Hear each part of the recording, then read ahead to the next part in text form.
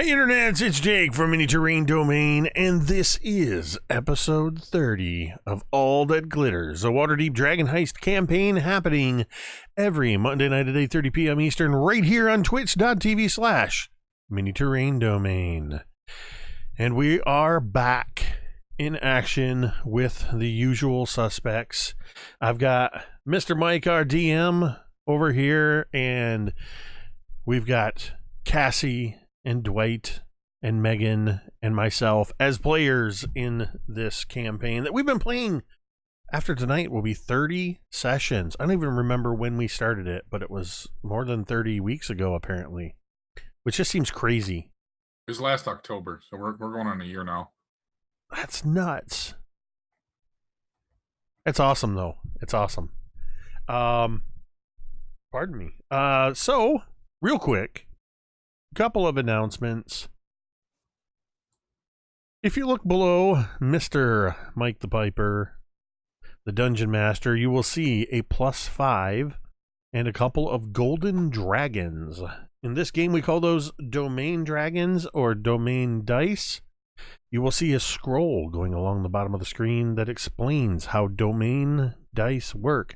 Domain dice is a way that we have come up with for you, the viewer, to have a little bit of an impact on what happens in our campaign by way of subscribing, resubscribing, raids, those sorts of things, as well as a $5 tip or a 500-bit cheer in the chat will earn domain dice or domain dragons. And those can be used for us, the players, to re-roll a d20 roll. We can spend a couple of dice and make Mike re-roll one of his d20 rolls. And we can do things like rolling hit dice outside of arrest. We can use them to save a failed death saving throw, turn it into a successful one. And we can use 5 domain dice to turn any hit into a super crit, which is a automatic double max damage hit. And you can directly influence that with your cheers, your tips, your subscriptions, and all that sort of thing. And all of that goes to support the channel. Also, in the bottom bar there, you will see on the right-hand corner, just below Megan, the D&D Beyond logo. D&D Beyond has granted Mini Terrain Domain insider access, and so all of our D&D streams are powered by D&D Beyond. That means that all of our character sheets are through there, so you can mouse over the screen at any time while you're watching, and on the left-hand side, our characters will pop up, and you can see their current hit points, what conditions they're affected by, and you can even click through to see our character builds. So thank you to D&D Beyond for granting us that, and specifically thank you to Obo Crazy, the community manager at D&D Beyond, for hooking us up with that. We are very appreciative of that. Also, down below Dwight, you will see that there is a couple of logos, one for Jasper's Game Day. We are a proud sponsor of Jasper, or rather, a partner with, I should say, with Jasper's Game Day. You can type !Jasper in the chat, as Fellowship of the Tables has just done so. Thank you, Andrew. And that link is a direct donation link to Jasper's Game Day, an organization founded right here in Michigan, my home state, by a young woman named Fenway the Teen DM. And this organization is dedicated to raising awareness for and preventing suicide through tabletop gaming. And Mini Terrain Domain has just accepted an invitation to attend next year's Jasper's Game Day in Fenton, Michigan. I'm assuming that's where it is. That's where it's been.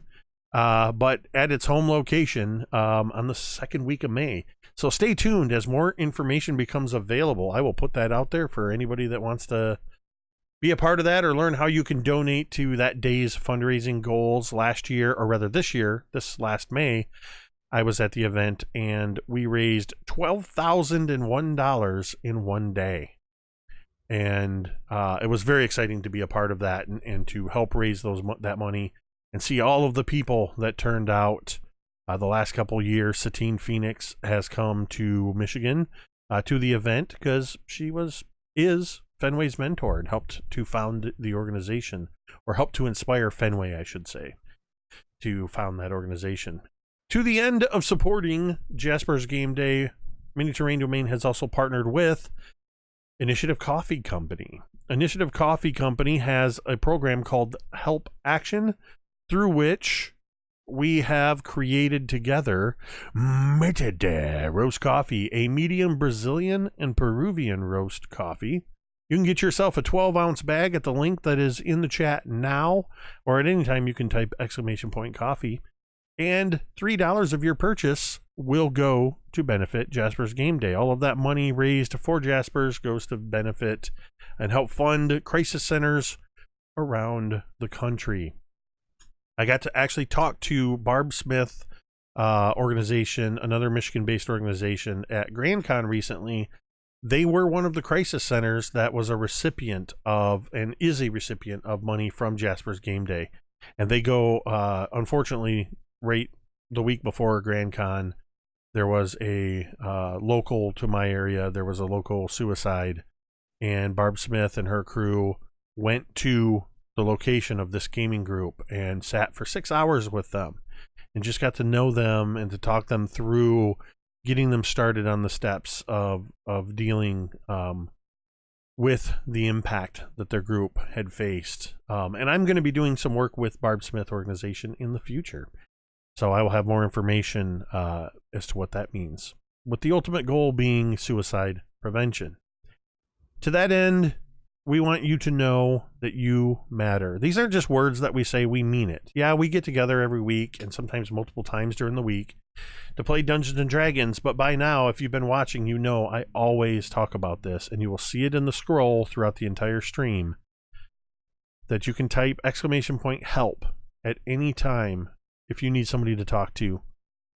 Don't try to deal with things on your own. Don't try to hold things in, and don't be afraid to reach out. Andrew has just put the help command into the chat, and there's lots of great resources that will pop up when you do that. Most notably in the United States, you can call 24 hours, 7 days a week, 1-800-273-TALK. That's 1-800-273-8255. Trained professionals are standing by. You can also text 741-741. In Canada, you can text CONNECT for English or Parlez for French to 686-868, or available 24/7 toll-free, you can call 1-833-456-4566, and that is the Canadian Crisis Center, with trained professionals standing by. So please do not hesitate if you need to use those resources. They're there for you. Just type help in the chat and they will pop up. I do believe that I have covered all the announcements I wanted to cover, so I'm going to turn it over to Mike. It's your show. I mean, is it anyone's show? Perhaps the show were the friends we made along the way. I don't know. Anyway, definitely, I can definitely attest to the fact that, yeah, if you need help, definitely call those numbers. Talk to someone, talk to your friends, just, so before we dive into this session, we'll just do a quick little recap. And I'm a magnanimous dungeon master, game master, storyteller, referee, insert whichever one fits you. And I will not make the players do the recap, and I will do it. Of course, that means that all of the enemies now do like quadruple and a half damage, which is fine. They'll walk it off. So we began this session with Bevyn looking at a strange vial of purple liquid that I had foolishly told him was a potion of water breathing, and he believed it. Sure enough, though, he drank it, and good on him. So he developed the ability to breathe underwater, was able to swim down and retrieve the prize, the great Stone of Golor. Upon grabbing the stone, his mind was filled with what seems to be an otherworldly presence dominating his mind, but he was able to speak with it and understand what this creature or stone was, this strange sentient lump of rock that apparently is going to lead them to a whole lot of cheddar. And so taking the stone back to the Nobody's Inn, or technically it's the Troll Skull Manor, because the Nobody's Inn is the tavern and the Troll Skull Manor is where they sleep, unless they drank too much and they would sleep in the inn, probably. So we just want to, put that baby to bed. He was able to speak with the stone a bit more, gave some strange, not very forthright information about where the vault is. Mentioned something about a converted windmill where food is plentiful in the west. So, that being said, they woke up the next morning, pattered around, had a good breakfast, because you cannot start a good adventuring day without a decent breakfast. Then they had split up. The party had split up, and I decided not to punish them because, again, magnanimous DM. And two of them went off to go look for the sommelier.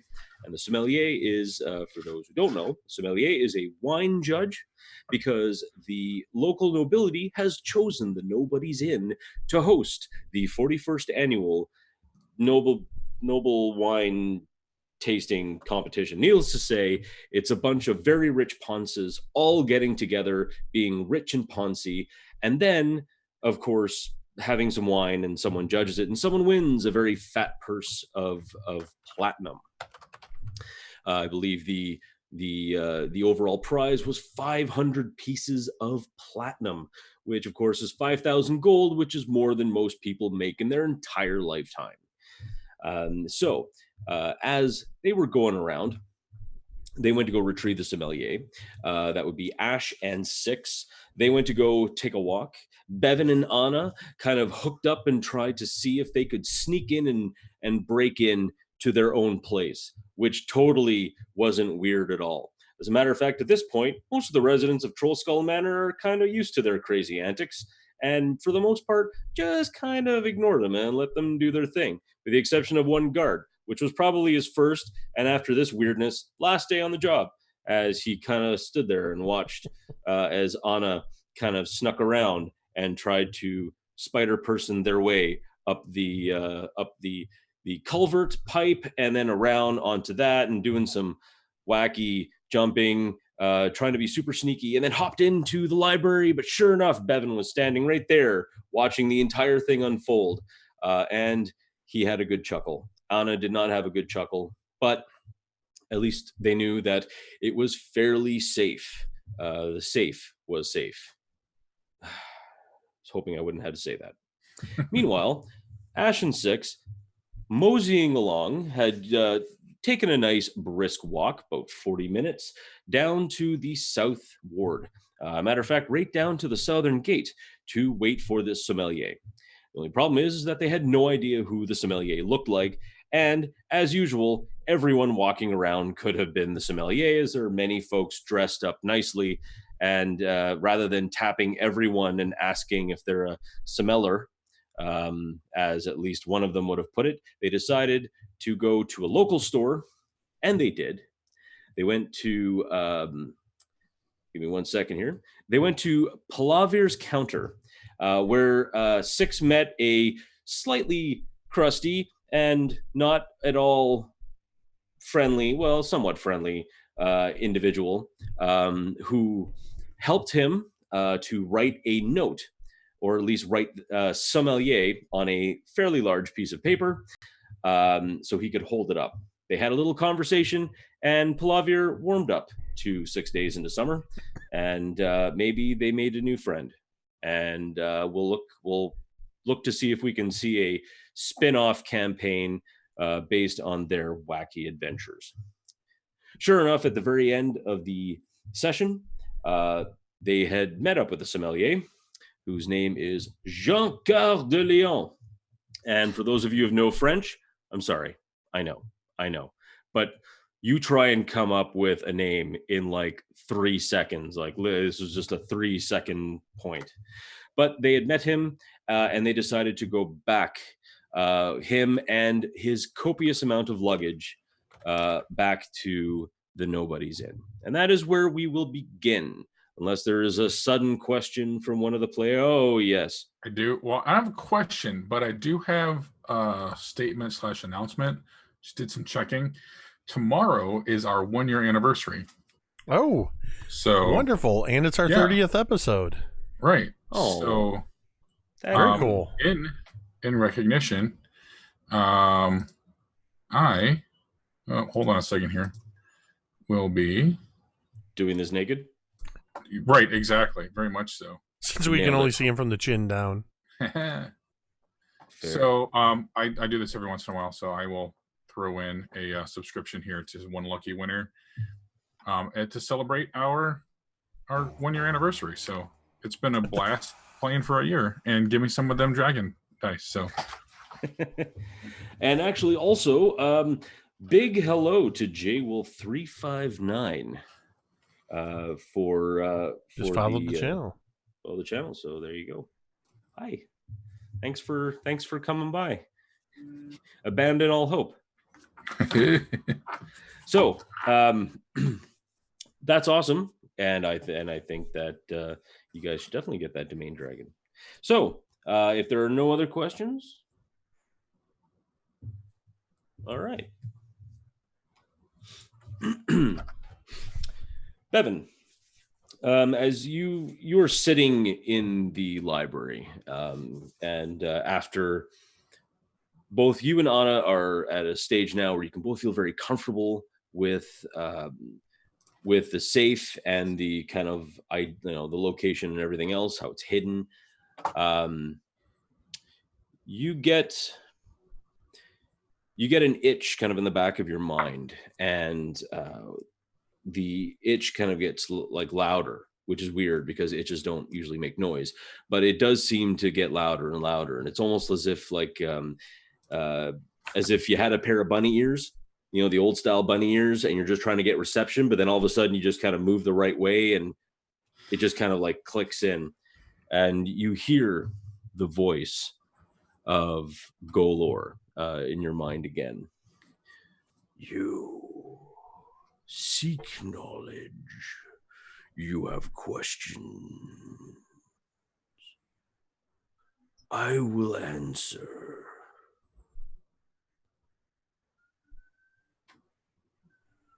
Will you? Like real answers or like shady answers? You will get the answers that you need. Okay, well,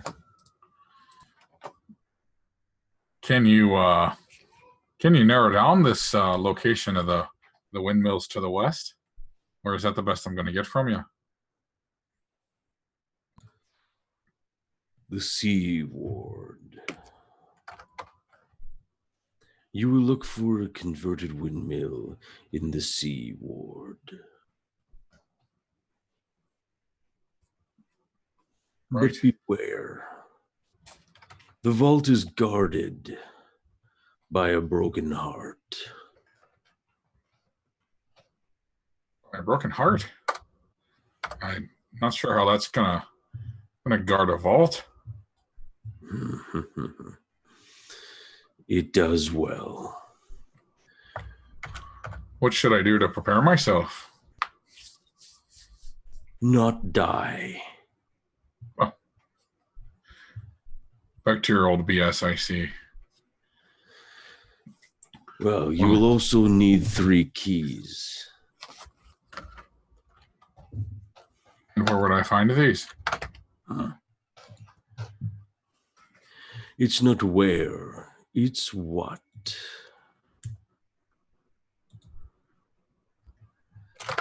And this is where I let you get to roll. I need you to roll me a D6 3 times.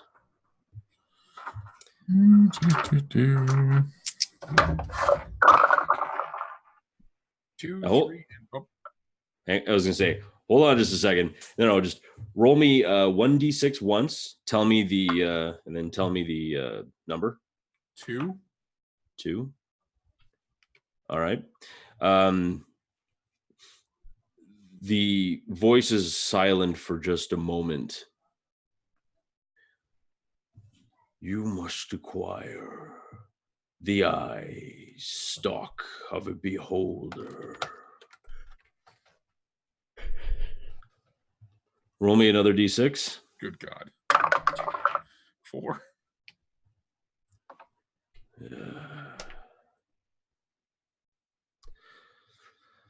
You must bring an animated construct.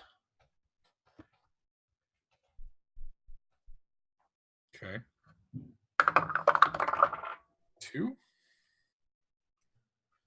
And finally, a gift from a queen. Those are the keys you need.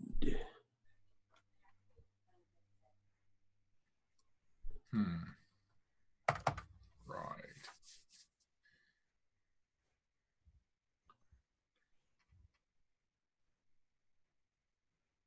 Any specifics on the type of queen? And you feel in your mind that the voice has kind of left you. Huh. Some rough rolls. Although it could have been a lot worse. So there's that. Okay. All right, so I just kind of sit there, kind of trying to process that for a few.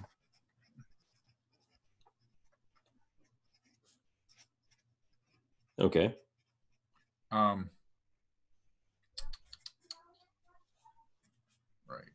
Okay.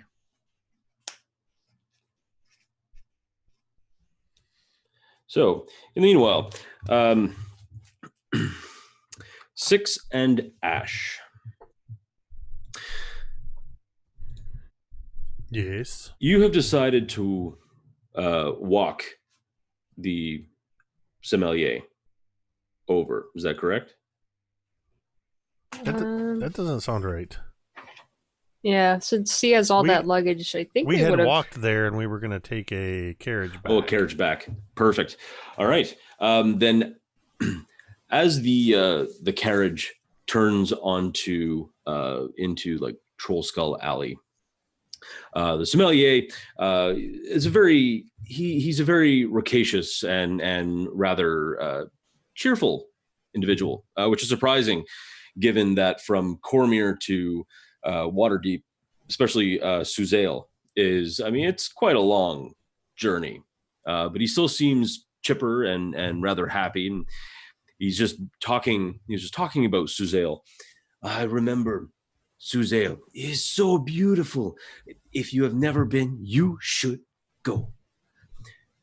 The lake is impressive. The entire city is built around the lake. And there are many beautiful boats and ships all sailing lazily in the lake. And the fishermen, they come in and they bring their catches, and the sunset off of that, the entire lake goes a bright, beautiful gold. It is so lovely. It sounds like a scene in a romance. It is. And the people of Suzail, we pride ourselves on our cultural desires. We want to experience art and theater and good food and fine friends. It is wonderful.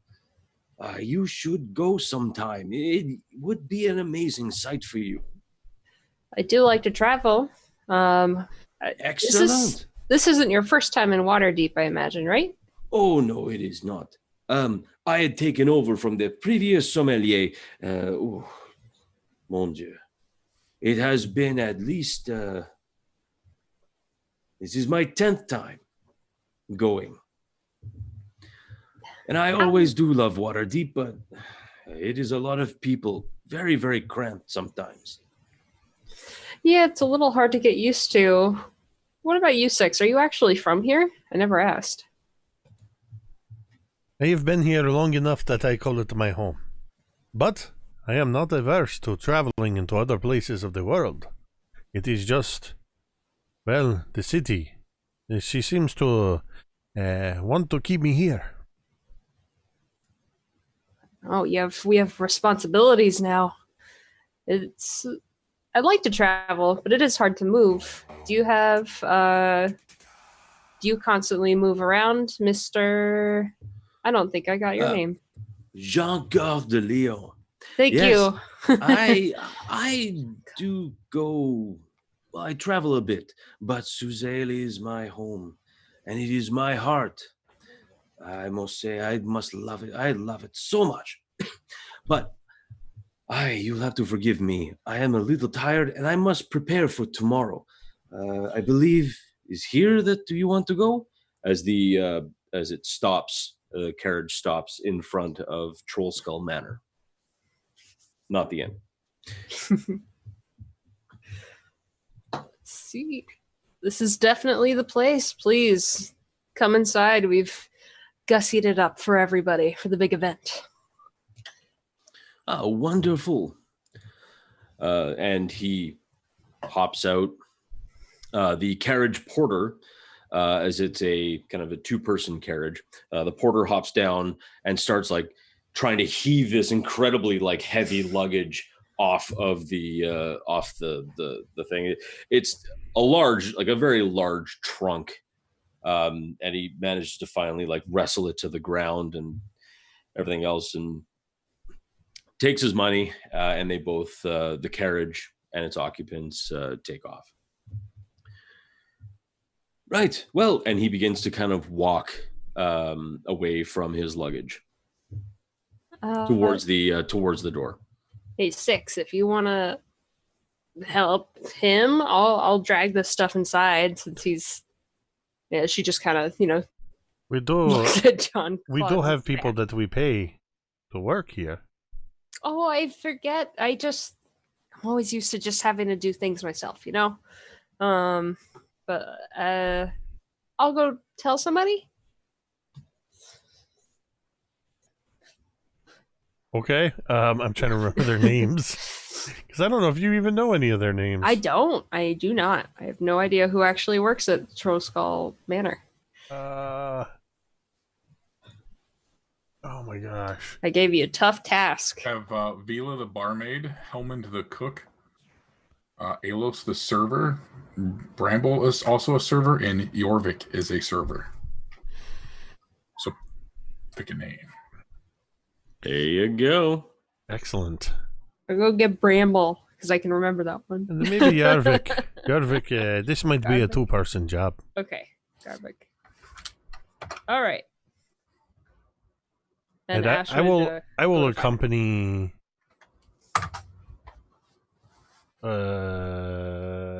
Sean Cure de Leon. Yeah, close enough. I swear you do that just to make me try to pronounce French. Essentially, yes. But can you blame me? So, this is, of course, the Nobody's Inn. It is lovely. Is that... I know that color. I know that shade of blue. It is very popular in Cormier. Belgian blue. Is that Belgian blue? I would not even dream of questioning an expert in colors and such things as you. You have a very good eye. Well, no, you'll have to forgive me. It's actually wrong. It's Belford blue, but it is beautiful. In Cormier, anyone who wears a beautiful ball gown to go out to a dance or to visit with the minor nobility, all wear something of Belford blue. It is that popular. Oh, so lovely. I love it. Oh, and these tables. Oh, this is going to be Wonderful. I'm not going to lie. When I first showed up, I was a bit worried, but this is going to be lovely. Where am I to sleep? Oh, this is of course just our inn. I can take you upstairs and I can show you exactly where you will be staying. Yes, please. I'm sorry, but I need to make sure that I have everything prepared. I need to cleanse my palate for at least a day before I have anything. I need to fast. I may need a bit of water at some point, but that's it. And just some peace and quiet, if you do not mind. We will have your needs attended to by our staff here, and allow me to take you upstairs, and I will show you the nice place where we stay as well, in a room that has been reserved just for you. You can avail yourself of any of our services. Wonderful. Thank you so much. And I will take him upstairs and show him to the guest room that we have prepared. And both the two workers that you have are carrying this trunk, which they don't seem to be straining so much as just awkward. But now that you've asked like two people to help, it's actually fairly easy. And it does seem fairly light, which is kind of weird. So they begin to kind of walk up the stairs and, go up. Which room are you going to? So the room next to mine, the smaller spare room, has well, I had been using it more or less like a closet, but we had set that room aside for the sommelier. Okay. So just so you're aware, so you remember, there is that hole that you got put in there to go down into the kitchen. There's also a ladder hooked up for that as well. Yeah, we'd set it up as a trap door. Okay, so not an open hole. It was a trap door. Right, but that's the room you want to set him up into. Yes. Okay, that's cool. I'll even tell him. This is we wanted to have, I am prone to a bit of a midnight snack from time to time, so we had this. In case you are wondering, this door it goes right down to the pantry. Oh, but I see. We can assure that nobody will be coming up the other way. You can actually bar it from the top here. Wonderful! Thank you so much. Not to worry. I see. I even have a door to my own private balcony. Thank you so much. That is so kind of you. Yes, no, this would be lovely. I thank you so very much for this. Now, you'll have to excuse me. And he grabs the trunk that the two had put on the ground, and he stands it up, and you see him kind of knock like several times on it, and he just kind of opens up the lid of the trunk, which is now look like a door, and you see him just walk right in somewhere. Like he just walks right in to this trunk, and as you kind of look in, you see that this trunk is now like open up into what looks to be a very lavish apartment that is just like, it has like a rather large bed and a long table set up with food. You can see it all from the opening of the trunk. This is absolutely oh my goodness, this is incredible. I'm sorry, did you say something? I'm sorry, I said this is incredible. I've never seen anything like this. Yes. Sorry, and he kind of like he looks at you kind of intently. Please, you are invited once. And he kind of bows and he kind of like holds out his arm as if to welcome you. I will I will enter. And as you step in, you see that it's a very well furnished apartment. And looking out at the windows, you don't see Troll Skull Alley. You don't see the rest of Waterdeep sprawled up before you. In fact, you see what looks to be an incredibly beautiful lake, kind of flanked across the lake by like what looks to be like very tall mountains, casting a beautiful shadow across everything. The air is a bit thicker, but it still has this incredible scent of jasmine and honeysuckle and various other wildflowers. Just seems to like roll in with a breeze. It's very quiet. Like you would half expect, like being in a place with a, if this is another city, at least is how it looks, is basically how Jean has described it. So you would assume that you are in Suzail,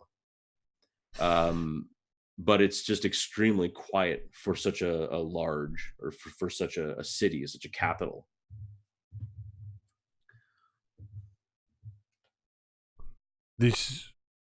I'm going to tell you the honest truth. This is unusual to catch me nearly speechless, but this is one of the most incredible things I have ever seen.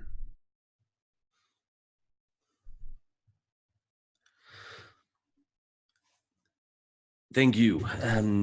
Normally, I am honored to have a place to put my trunk. For me, it is a way to come home, but I can still come here. Sometimes I have to travel with my trunk, but at least I am able to relax on my journey.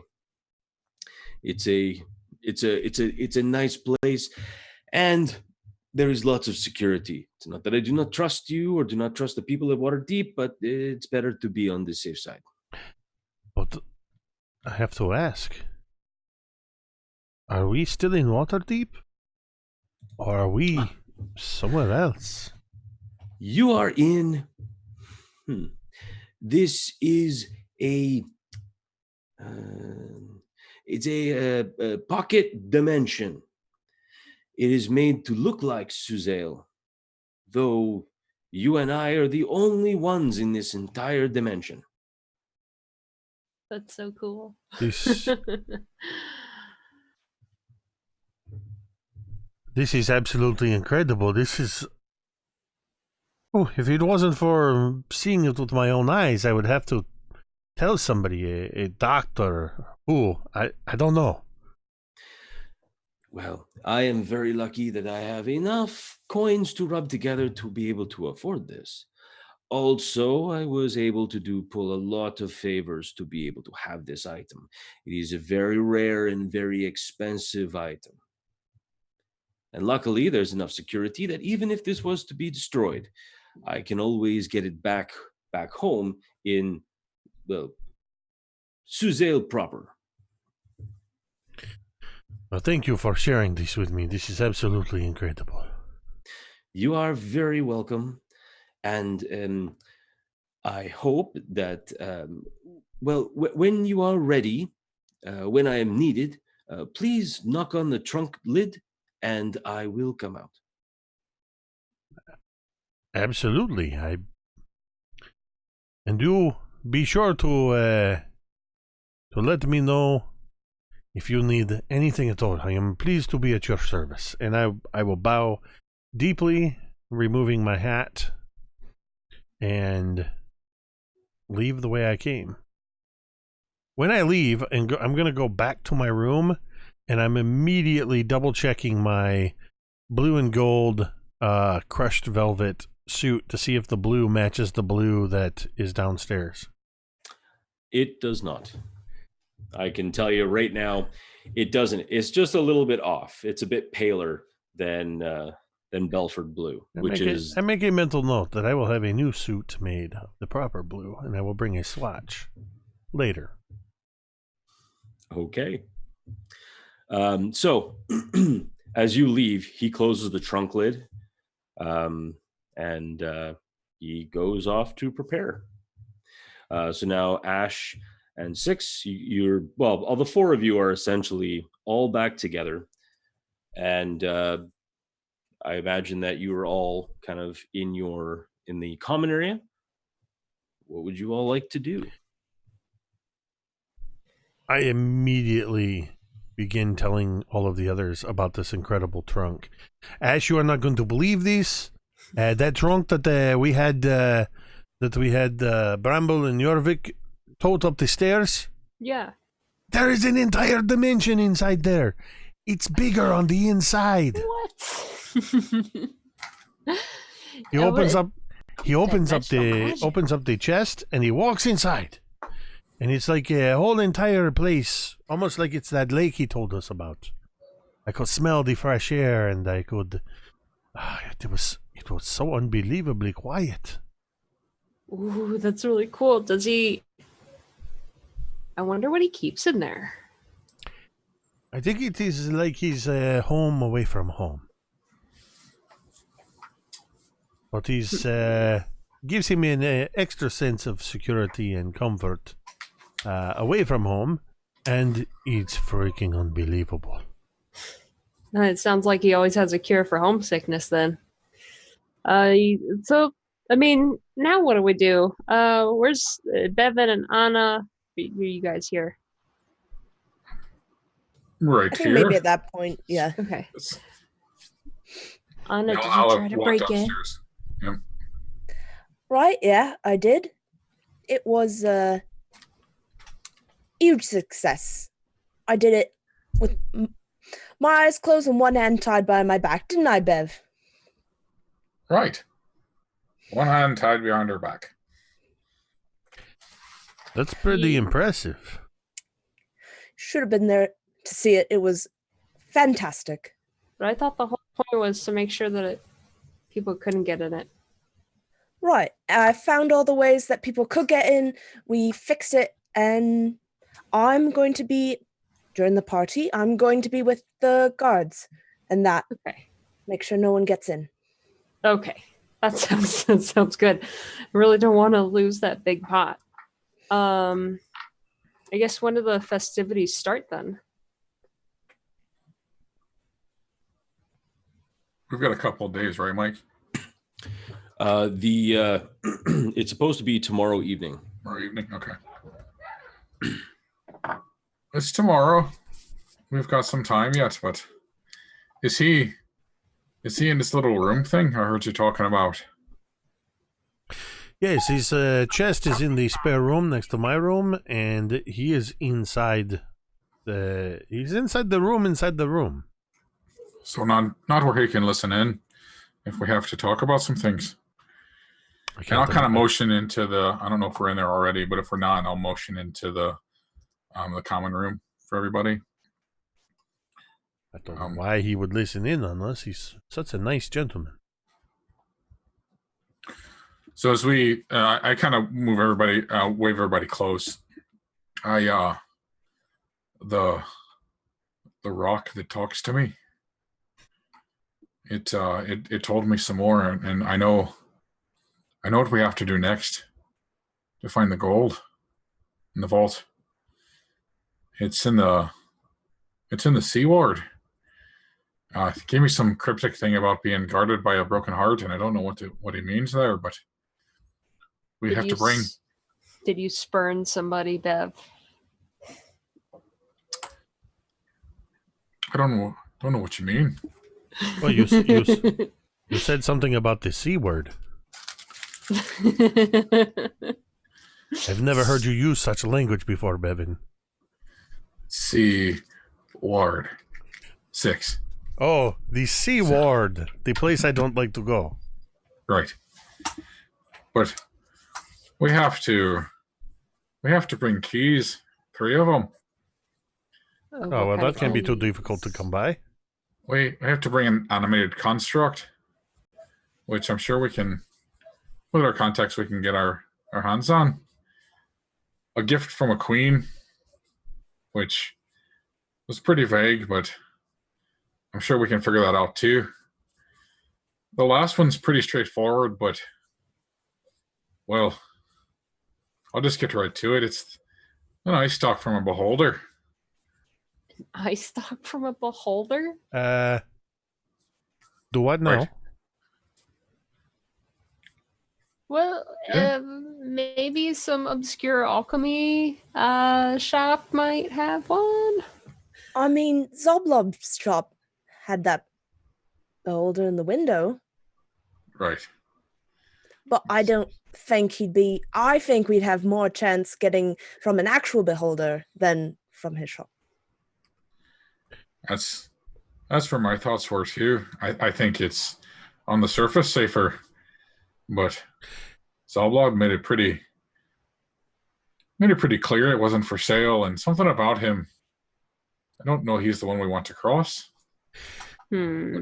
Am I just want to make sure I am hearing this correctly. You are saying that you think it would be safer to go to a beholder and get its eye stalk, presumably not by saying, "Hello, Mr. Beholder, can we have one of your eye stalks? We'll bring it back. It's just something we need." Then to go to Zoblob, who may actually have one we could, without going through all these trouble of having to, I don't know, maybe die? Right? He gives This- me the credit.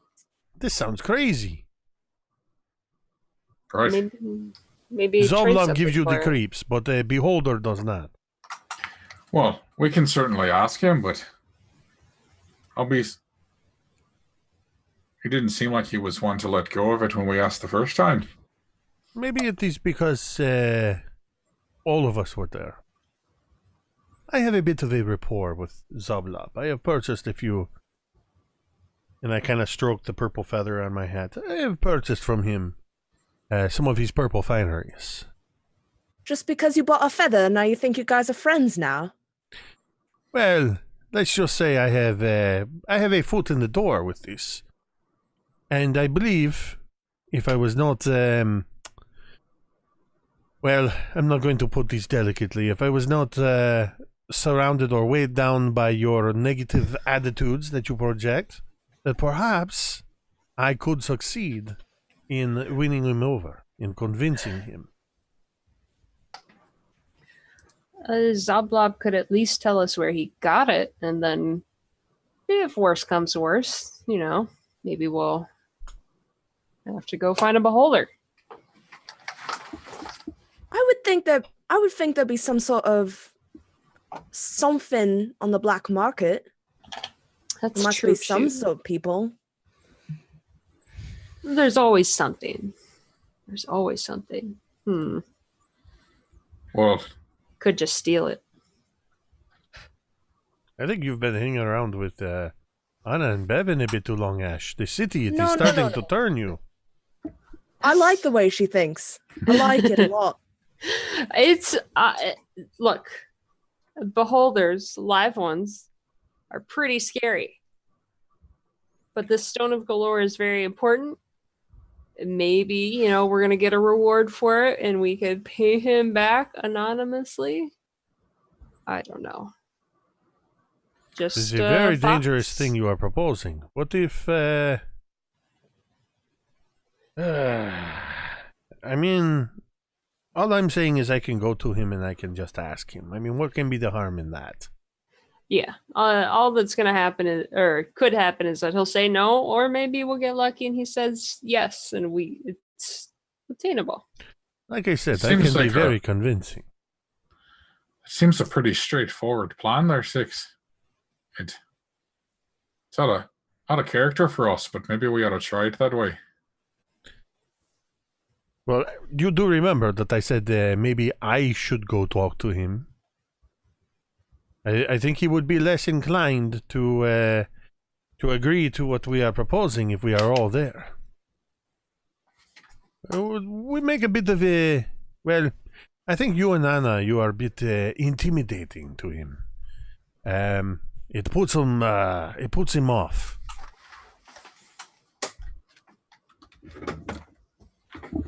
I think it would be a good idea to have Six try and do it himself. Or at least ask him, and then, we'll see. Say that you want it maybe for something, maybe a potion or something. I'm sure he'll ask. He'll ask why we want it, right? I am a performer. I am constantly working up new performances. it is not out of line that I would need this eye stalk of a beholder for an epic story that I will be telling. Did that excuse work out so well when you were in the courthouse, though? When you were making That was plan? before law enforcement, and the deck was stacked very strongly against us. And we had a very distinct lack of coordination between all of our efforts. Right. So if it's just you, then no one can screw up the plan, right? Precisely. Now you get it, Anna. I'm glad to see we are eye to eye. Right. So when that plan doesn't work, maybe Bev, you have old friends, right? Maybe talk to some people, see if they've Right. heard anything. I will. I have my contacts, and I'll reach out and see what they can find out for us.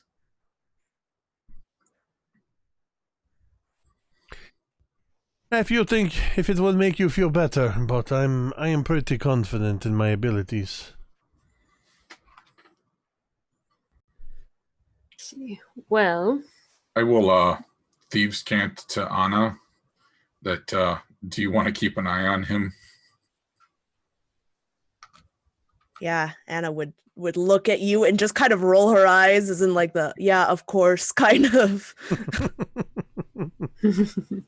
Oh, you people with your lack of trust. What have I ever done to undermine your trust? I don't think I have enough fingers, honestly. What time of day is it right now? I would, it's probably around 1, 2 o'clock in the afternoon, give or take. So, I mean, we have some time today, and it is more than 24 hours until the sommelier competition. Perhaps I could go see if old Zablab is at his shop. I will go talk to him. Who knows, by supper time I will be coming back here with a beholder eye stalk in a bag, and we will just need 2 more of these keys. I would say go do it. All right. Are you going by yourself? Or is someone going with you? I'm planning to go alone. And then 5 minutes after he leaves, Anna's gonna follow him. All right. Fair enough. Okay. And then that leaves, of course, Bevyn and Asche. Bevyn and Asche, what do you two plan on doing? First thing I'm going to do is I'm going to head into my study, and I have set up a system outside my window, or let's just say I put a mark on a brick outside my window that's used to signal my little hooligan army that I use. Yeah. So, and then let's let them know that I need to talk. Okay. I think Asche would. Oh crap! I don't actually know what I would do. I think she would still kind of want to tag along with Six and Anna, so I think she would go with Six, but be like, "I won't go inside with you. I'm just gonna walk on the way there." Okay. It is not so bad if you are here with me. When we get to the actual shop, perhaps you maybe don't say as much. I will do all the talking. It's just, I think Bevyn and Anna, they sort of exude this sort of air of intimidating. Well, it's maybe more Bevyn than Anna, but I think it's more they have this sort of steely vibe, and I don't mean like steel confidence. I mean like I'm going to steal your shit. Got it. Yes. Kind of thing. I agree. But yeah, absolutely. I'll just hang out. Yeah. All right. I need Anna to make me the first stealth check. Basically, it's going to be 3 stealth checks. All right. What's the first one? Give it to me. 19. All right. And that definitely... What's your passive perception? 13, 6? and I am absolutely not looking out for her, so it would definitely be passive. No worries. Well, I mean, it would have to be passive because you're not looking for it. Wouldn't be Yeah. active, so you couldn't. Okay, so basically, the DC is 13, Anna. That's what you need to beat. How about you, Ash? What's your passive perception? What's your PP? My passive perception. It's only 11. Okay, then 13 is what you need to beat. All right. So, everything seems fine. Anna, you're doing the usual amazing job of stealthing into, I don't know, another dimension, like New Jersey, and no one can tell that you're even there. You're just kind of zipping on through. Bevyn, you sitting in your study, possibly reading a book. I don't know what book you would be reading, but would you be reading something or just kind of just sitting there hanging out? No, I'd definitely be reading. Just history, information about the realm. So whatever, always reading up on the histories and noble houses and the goings on and whatnot. So okay. As you're reading a very interesting thing about House Fyland, the kind of adventurer noble family. They're a group that hunts monsters, and they're quite good at it to a point where they actually have several adventuring companies, or like companies as in like groups of people underneath their employ to go and like do like high profile, very dangerous jobs that pay very, very well, including paying obviously to House Fyland. But as you're reading that, you hear kind of like a small, like a tiny pebble hitting the window. okay. I just reach back and I unlock the window and I open it. And not long after, a small little human comes scampering up and kind of sits in the windowsill. All right, Bevyn. I just kind of swing my chair around. Thank you for coming. And I hand him a silver piece. We're looking for some stuff and want to know what you can find for us. So I'll give you a list. And I hand him a piece of paper, and it's got written on it the beholder's eye stalk and an animated construct. Okay. So, well, this needs to be kept quiet. But yeah, but I mean, these are easy to get. You know, you could just nip down to old Zoblob's, just nick an eye stock off of him. And I mean, animated construct, you know, there's the Temple of Gond. You could always go see the Dragonborn lady there. I mean, she's kind of snarky, but she's usually nice to us orphans and whatnot. So you have experience nicking stuff off Zoblob? Not really. It's more like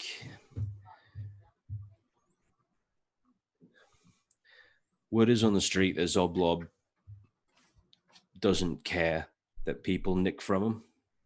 We don't know why, but I mean, he's a business, but he stays in business, but his security is, I don't know, it's crap. I mean, young kids, if they want to be urchins and pickpockets and whatnot, it's the first place they go. They always nick a trinket or something. Right.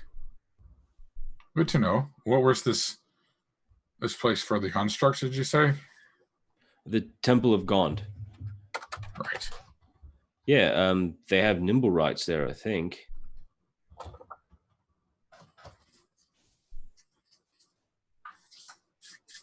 Yep. Anyway, that's one place you could check there, or I mean, you could always go and look for I don't know. Any rich ponce will probably have a nimble rye if they can afford one. Right. Well, good information. I'll hand him another couple of silver pieces. Any other word on the streets you found lately? Actually, hang on. I'm going to have to roll for this one. See how good the little guy is. Oh, dang. Right, so I've heard that the Black Viper, right, he's been quiet lately. You know, hasn't been robbing any nobility or any rich merchant or nothing. He's been laying low. And some folks are saying that he's onto a big score, like huge score. I don't know what he is, but I think it's going to be really big. And that's all. Nothing else. I don't know. I mean, I heard somebody say that they actually saw, and this is probably a load of crap, but they saw Jalaxel Boehner, right, coming out of one of the taverns here. I mean, Jalaxel, can you believe that? Notorious pirate captain and leader of Luskin here? Come on.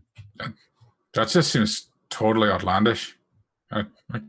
Right? Yeah. Can't believe. So, yeah. I don't know. I mean, other than that, I know most of the Zentarum are gone. There's only like a few left, I think. And with most of the Zents out of the picture, I mean, the Xanathar Guild is starting to build up. They seem like they might be interested in making some sort of a move or something on something, but I don't know what. Right. I like to stay away from them. Don't blame me at all. Well, good work. And I hand him a gold piece. Oh, wow. Thanks. Yeah. Keep it up. You know where to find me if you find anything that you think I need to know. Sure thing. Share that with the boys. I will. Some of us have been getting sick on account of the weather change, so this will buy a bit of something for the apothecary. All right. And he kind of hops down and then just gone. Yep.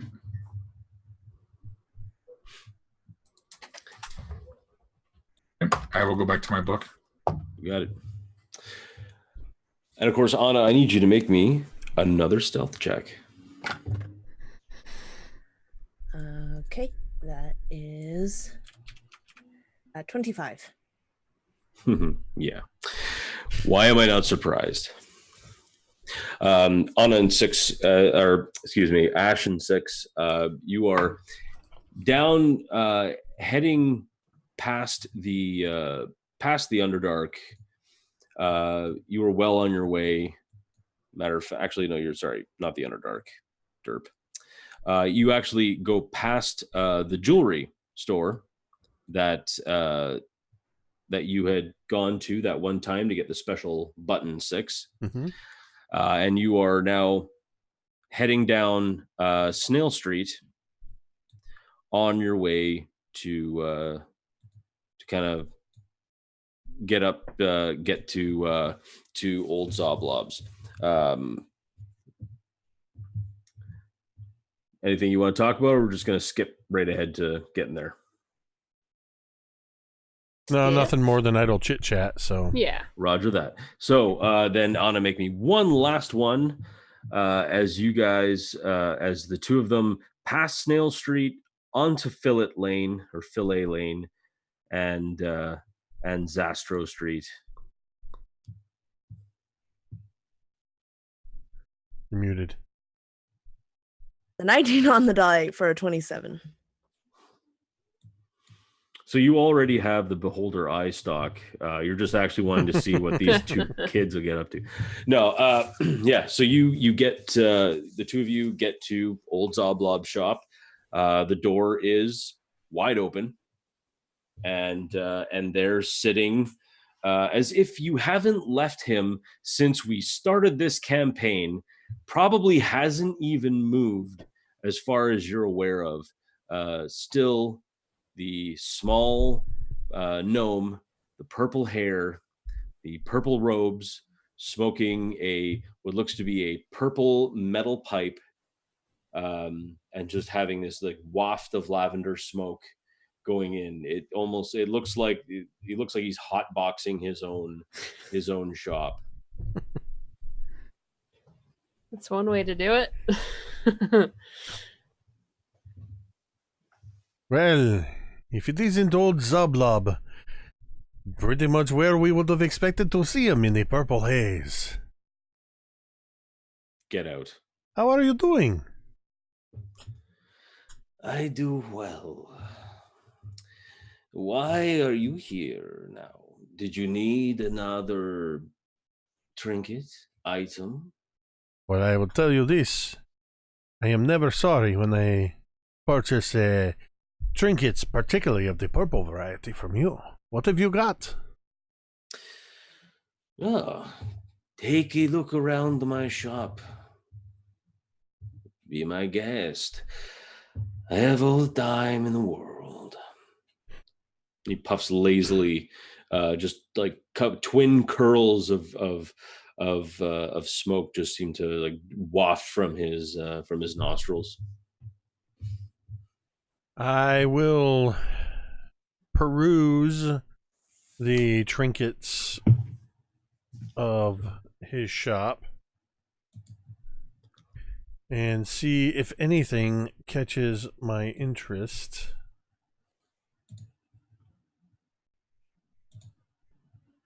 Sure thing. Which, of course, I'm going to have to bring up the trinket table. Thanks. Oh, I was already doing that. It's all good. There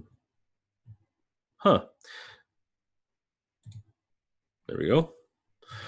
All right.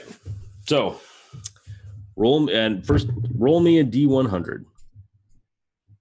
38.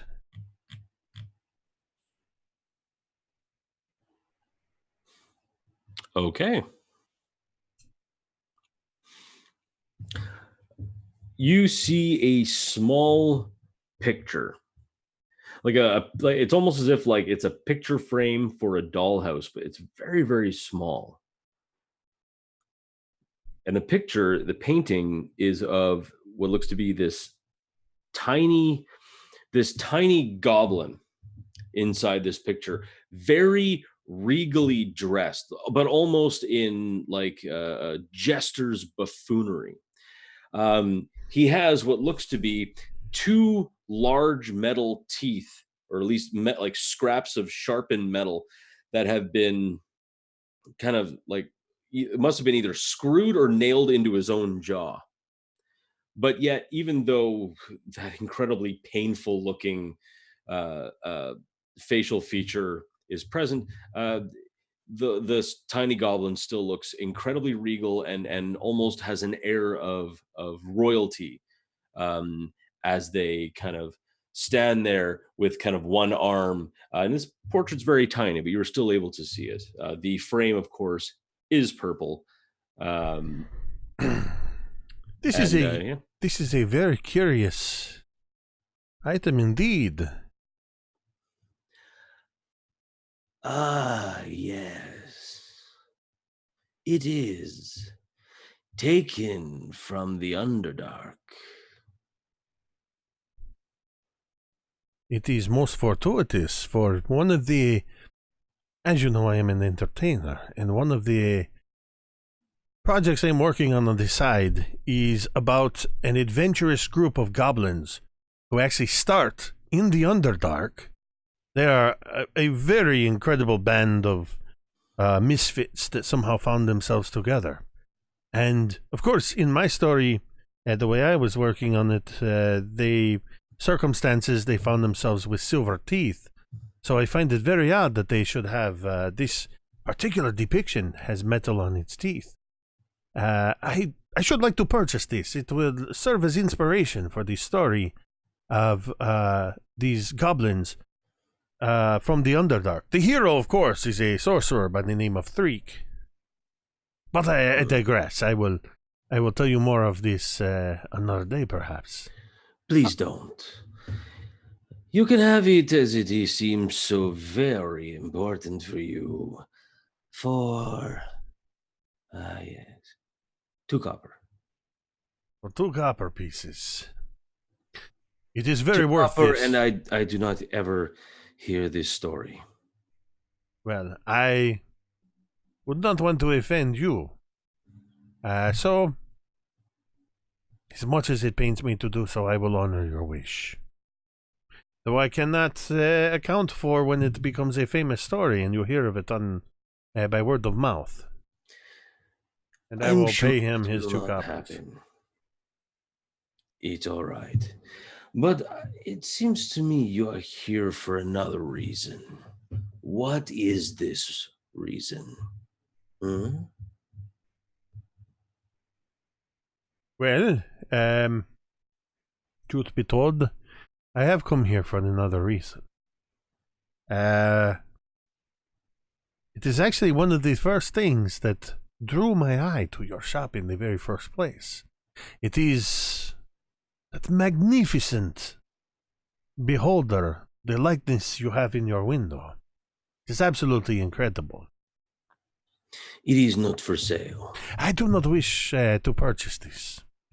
I'm wondering if you could be convinced to loan me but a single eye stalk from this for a period of time that I might use it in one of the performances at our inn, the Nobody's Inn.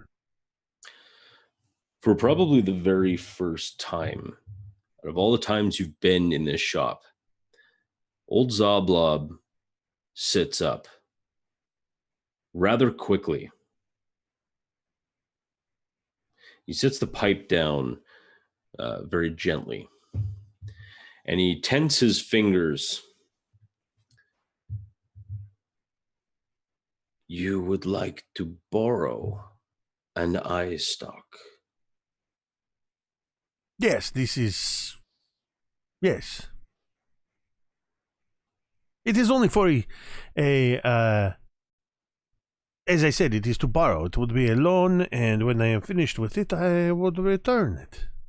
It would be as if it was never gone. You see, I have the magical ability to put things back together again. Many of us do. Yes, of course. Make me a persuasion check. Alright, don't fail me now, dice. I'm going to roll my big giant Waterdeep Dragon Heist D20 and immediately regret it. I'm going to spend a domain die that we got from what you're looking at, resubscribing for 20 months. Wow. Thank you for that. What you're looking at was the very first ever Mini Terrain domain subscriber, and therefore is the longest subscriber. As I re-roll this D20 and must now take the new roll. A little bit better. So that is a grand total of 18 in persuasion. So old Zoblob kind of scratches like the very wispy purple hairs on his chin with his like incredibly like kind of long, almost talon like fingernails. Here is what you are going to do. The two of you are going to leave my shop. You are going to count to 100, and then you are going to come back. And then I will give you an answer.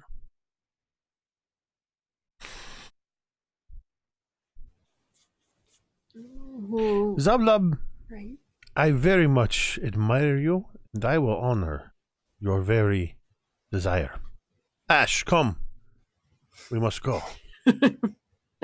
All right, let's head out then. I think And Ash should have been looking immediately- at trinkets. You immediately hear 100, 99, 98.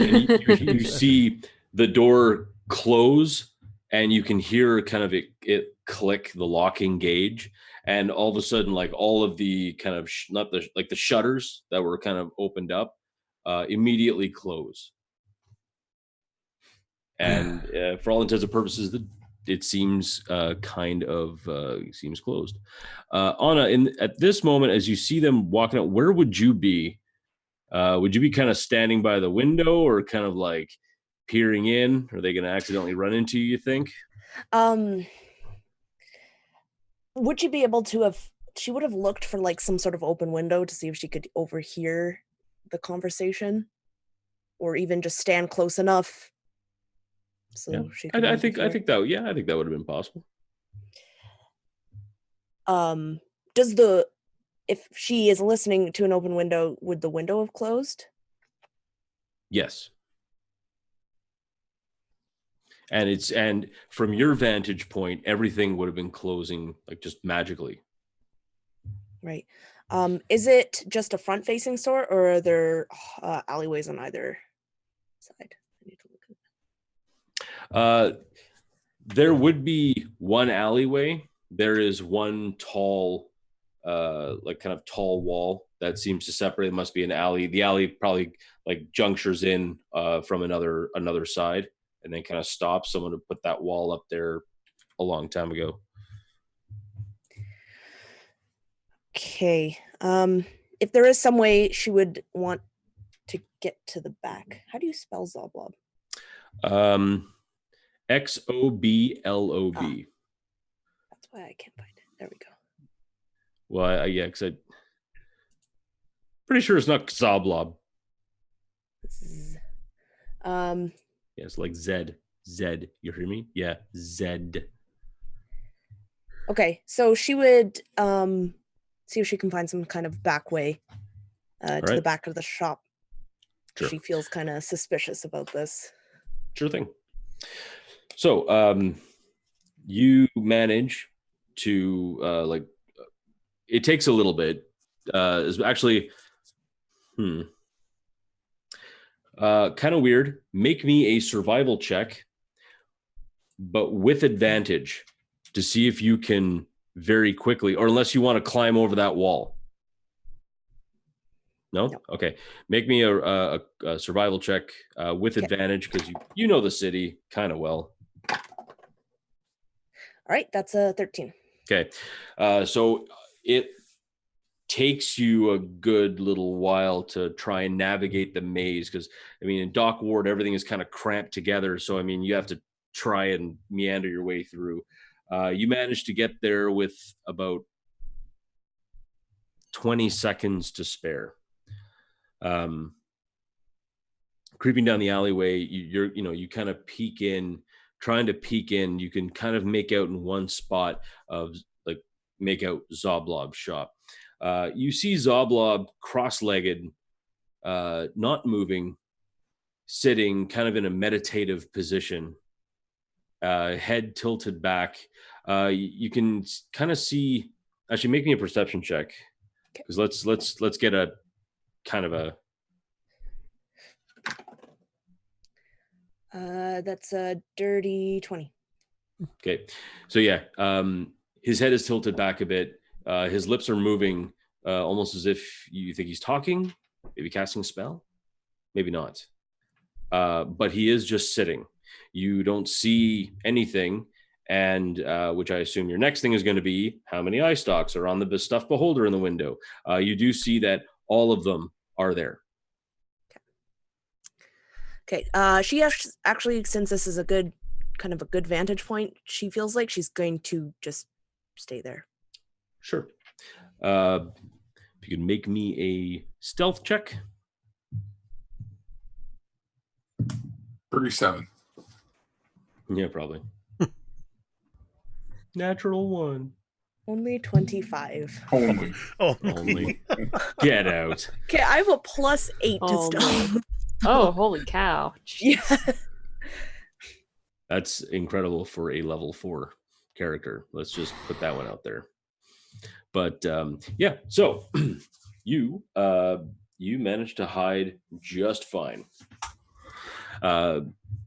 and as you hit 6, actually at the very moment you hit 1, the doors open up, windows open up, and of course the as the door opens up, it is met with a very large and fast exiting like cloud, very thick vaporous cloud of purple smoke as it hits and kind of just like goes up into the sky.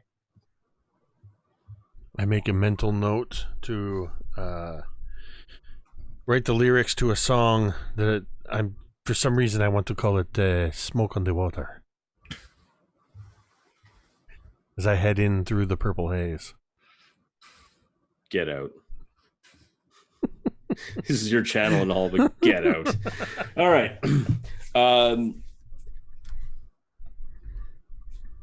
Zoblob looks at you, 6. Do you promise to return it as soon as you are done? I absolutely will return it as soon as I am done with it.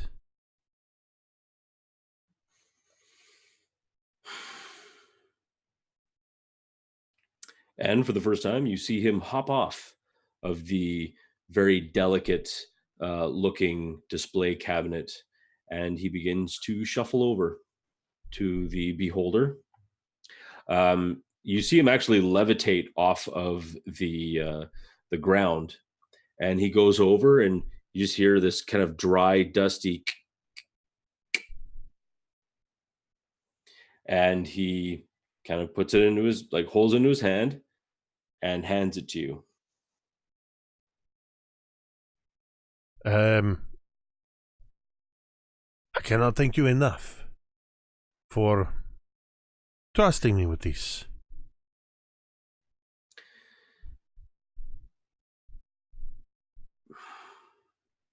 I am putting a lot of faith into you.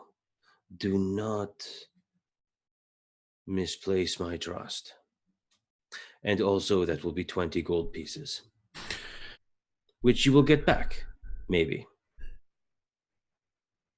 I will gladly hand you 20 gold dragons. And I will gladly hand him 20 gold dragons. All right, subtract that from your party funds, or at least your personal funds. And you now have a stuffed beholder eye stalk. Yeah, I feel like I'm going to have to add that as a custom item. Probably. Oh, actually, oh yeah, I was going to say you could probably add it as a trinket, but no. No, I can just add a custom item. Now, also understand that it is a stuffed beholder eye stalk, which means it doesn't actually have the power of an eye stalk, and it's not like one of those things where like, hey, cool, now I have a death ray gun, pew pew. So it's not like that. So it is a stuffed beholder eye stalk. How much would you say a stuffed beholder eye stalk weighs? Honestly, I would say like 0.5. It's negligible. All right. And I'll just make a note. 20 GP deposit. Yeah, like you'll get that back. Loaned by old Zoblob for quote-unquote entertainment purposes.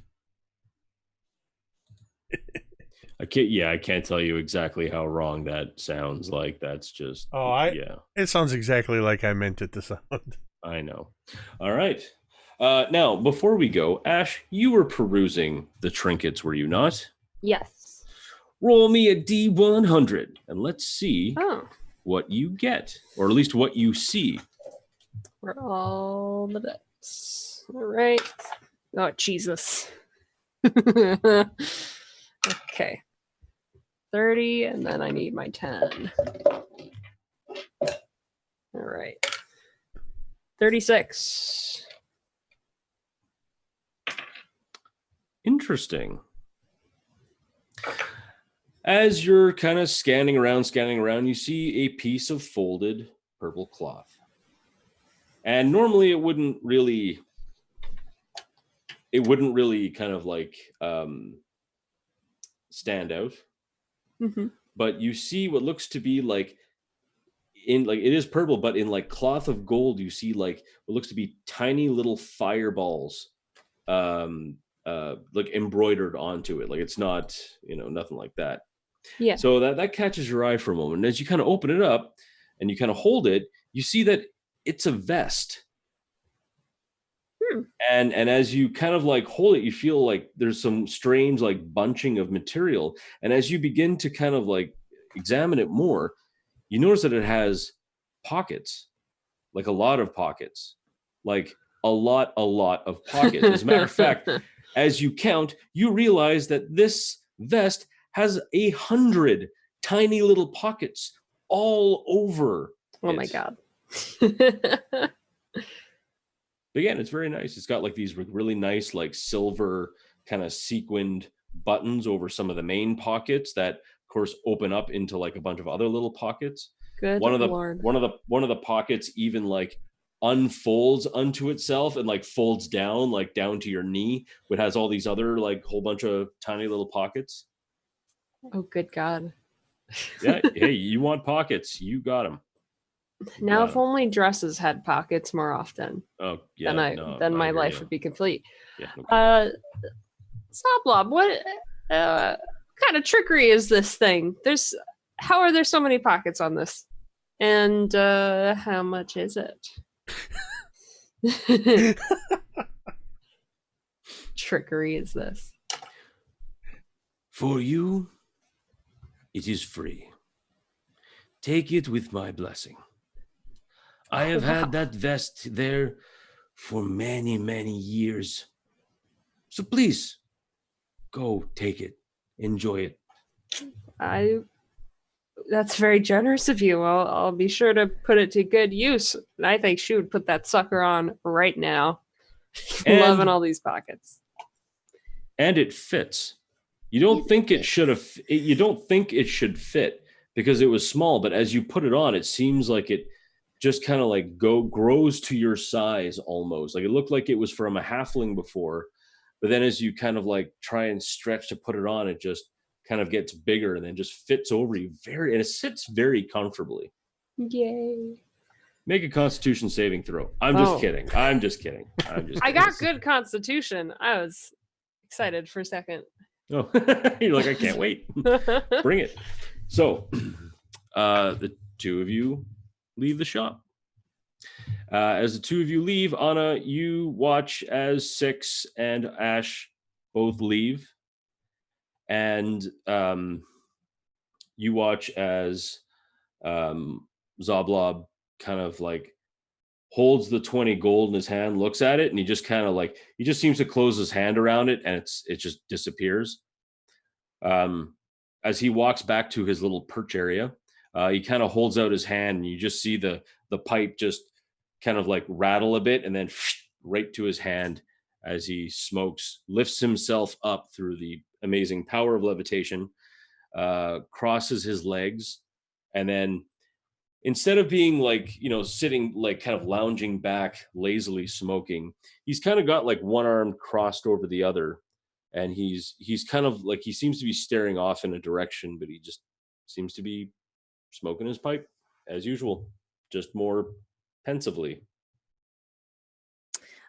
So with that, I think Anna would race off to catch up with Six and Asche, and she wants to sneak up on them. All right, make me a stealth check. You got to beat a 13. Still, with her little +8, Yeah, I got a 19, so I got a 52. All right, not very hard to sneak up on him. Yep. Anna is going to slap Six on the back, probably a little bit too hard, a little bit harder than necessary. Well, Six, I'm right surprised. Wow! you, you ever sneak up behind a cat? They hate it. Yeah, I did it once when I was 9. I thought it would be a good idea to sneak up behind a cat while it was eating and poke it in the ribs. Oof. Yeah, I think you can still faintly see the scars on my arm where it scratched me. Oh, jeez. If it wasn't for the fact that I'm holding on to what I imagine to be a somewhat delicate beholder eye, I probably would have lashed out. But instead, I sort of do this thing where I go, oh, you are very lucky. You are very lucky that it was you. I think that most days. Boy, it's lucky to be me. But I'm really happy for you, honestly. One of your plans finally worked. Did you doubt me? Is that why you are here? Did you come to spy on me because you thought I would fail? Right? And I wanted to see it. Obviously.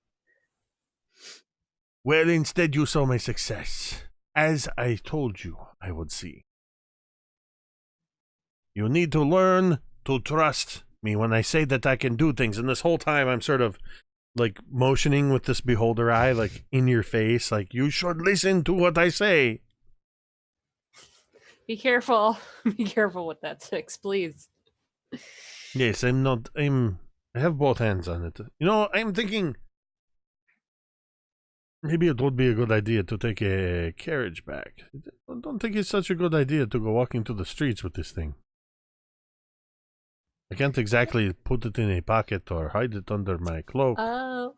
Well, if you haven't noticed 6, and I think Asche for a moment would just kind of like pop her vest a little. I have all the pockets we need. I'll hold on to it for us.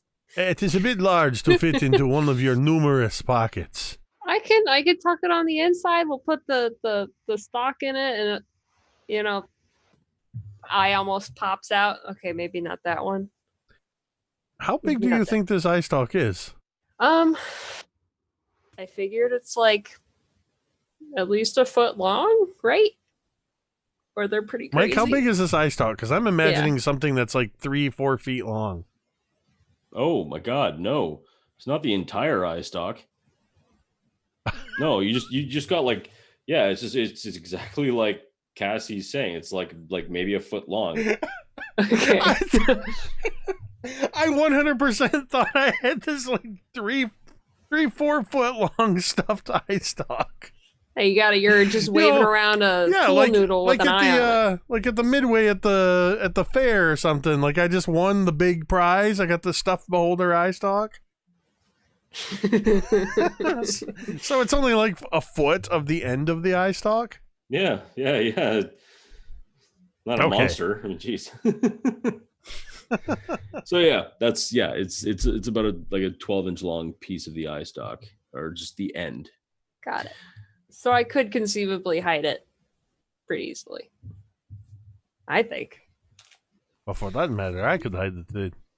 I guess my eyes perspective. It looked much bigger in old Zoblob's hands.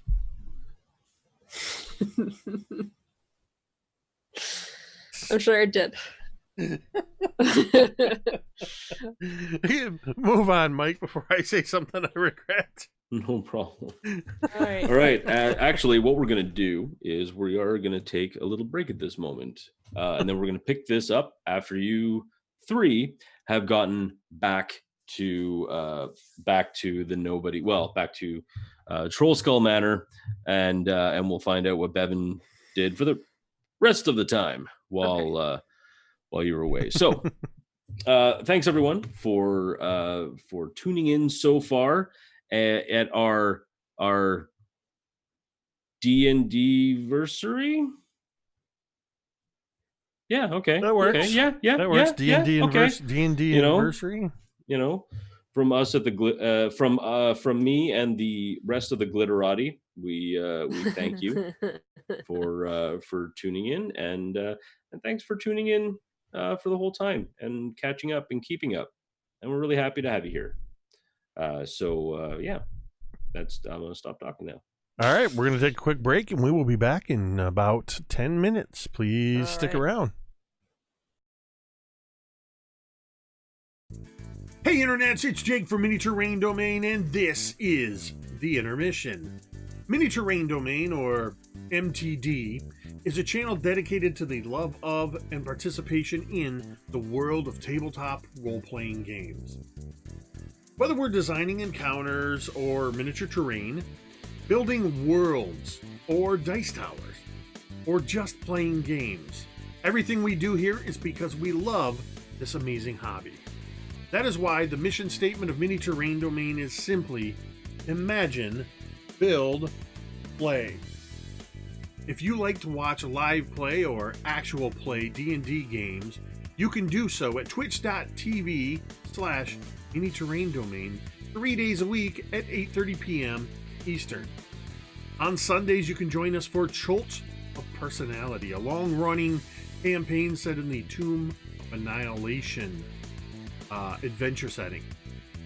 On Mondays, you can join us for All That Glitters, a Waterdeep Dragon Heist campaign guaranteed to be epic proportion. And every Thursday night, you can join us for Dawnbringers, the Forge of Fury.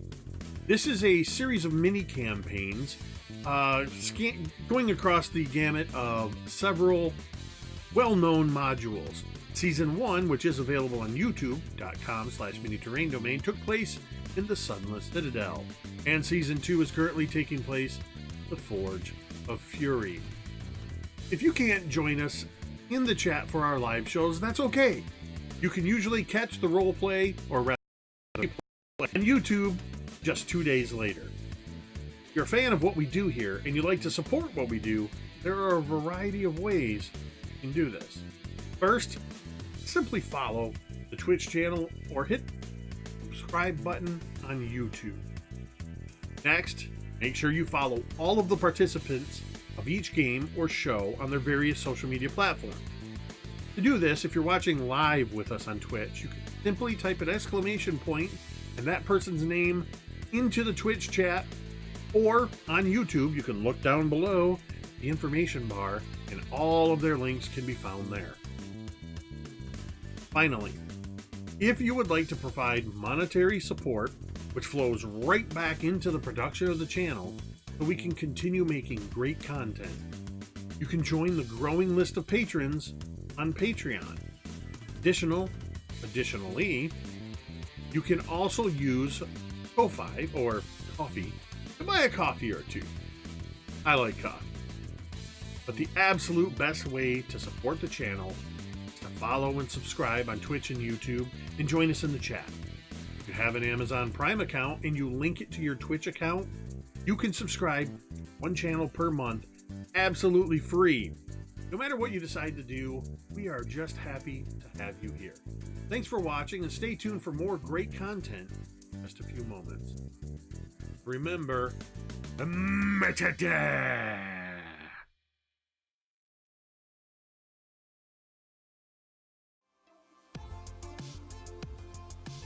Hi everyone, I'm V and I have the YouTube channel, The Crafting Muse. Please be sure to go over there and check it out if you too would like to learn how to make some tabletop terrain, paint miniatures, as well as some game accessories. I'm always happy to have new subscribers over there.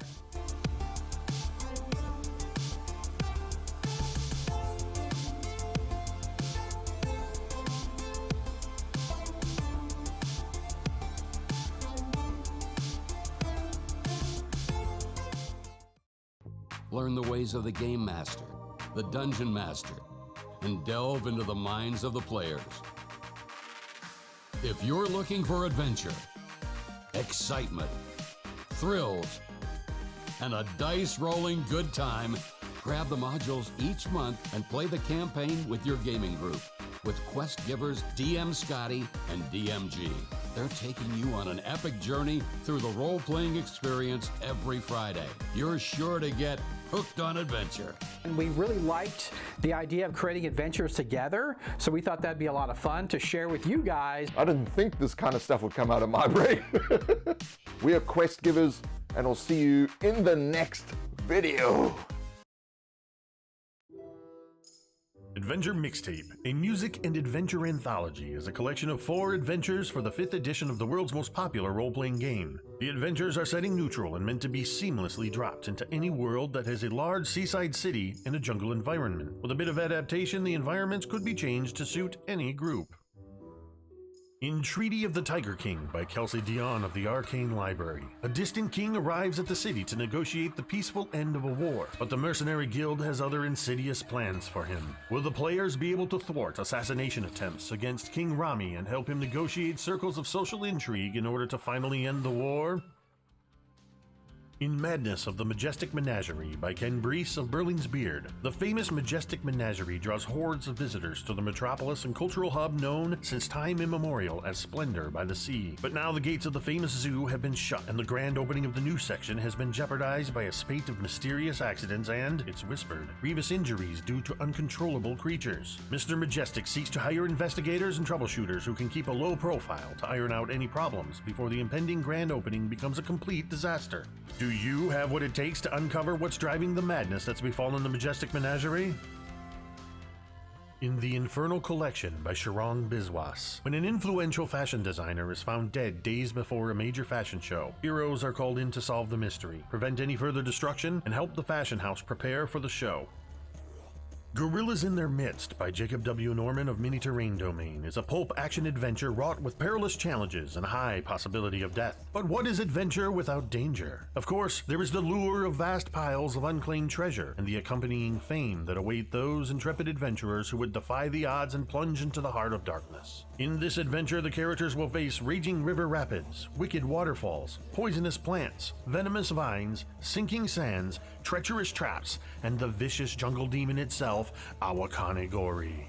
Grab your satchels, fedoras, and bullwhips. Adventure awaits. The Adventure Mixtape also comes with 4 original songs inspired by and written for the heroic adventures herein. This collection of music and story is something unique. We had no better word for it than mixtape. If you ever received a cassette, CD, or digital playlist curated to take you on a memorable journey, then you'll recognize what you find inside this volume. Also included in the Adventure Mixtape, courtesy of Kelsey Dion of the Arcane Library, are exclusive combat cards. Special cards that contain all of the items, monsters, and spellcasters found within these adventures to make running your adventure all the more easier. Adventure Mixtape, a music and adventure anthology, is available exclusively on DriveThruRPG.com.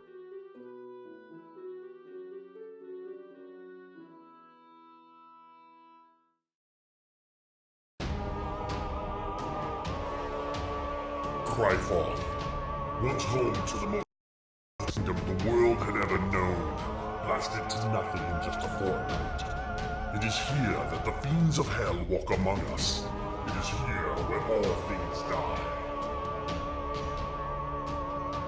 Welcome to Cryforth. Demon invaders roam the landscape and have conquered all.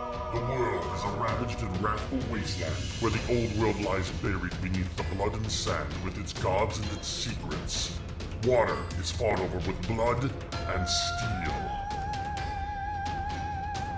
Compatible with the 5th edition of the world's oldest fantasy role-playing game, this book contains all new character creation options, including all of the familiar classes with new aspects befitting the ravaged wastelands of Cryforth, along with new backgrounds, subclasses, spells, feats, and so much more.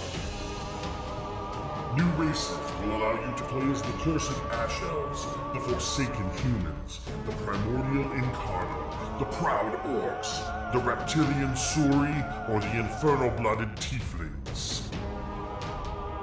New game mechanics such as blood, grit, and effort give your games an intense focus on lethality and survival. Numerous roll tables full of ideas to help bring your games to life. Featuring incredible thematic art by Brandish Gilhelm of Broodhammer Games, as well as Lloyd Collins. The people of Cryforth are not heroes. In Cryforth it is courage just to survive. Will you rise to face the tide of demons, or will you succumb to the hostile elements?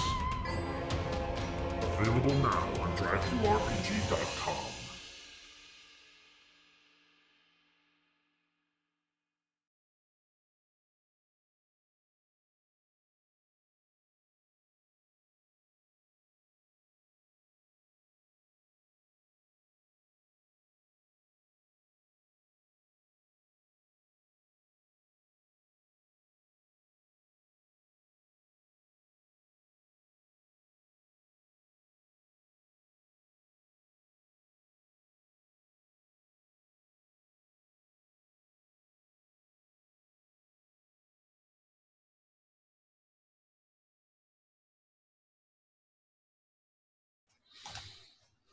And we're back.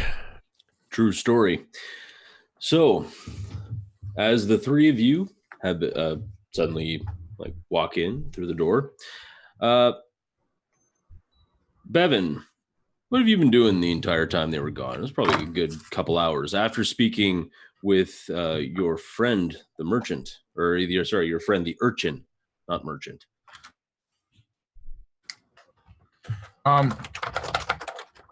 I guess continuing to I will peruse the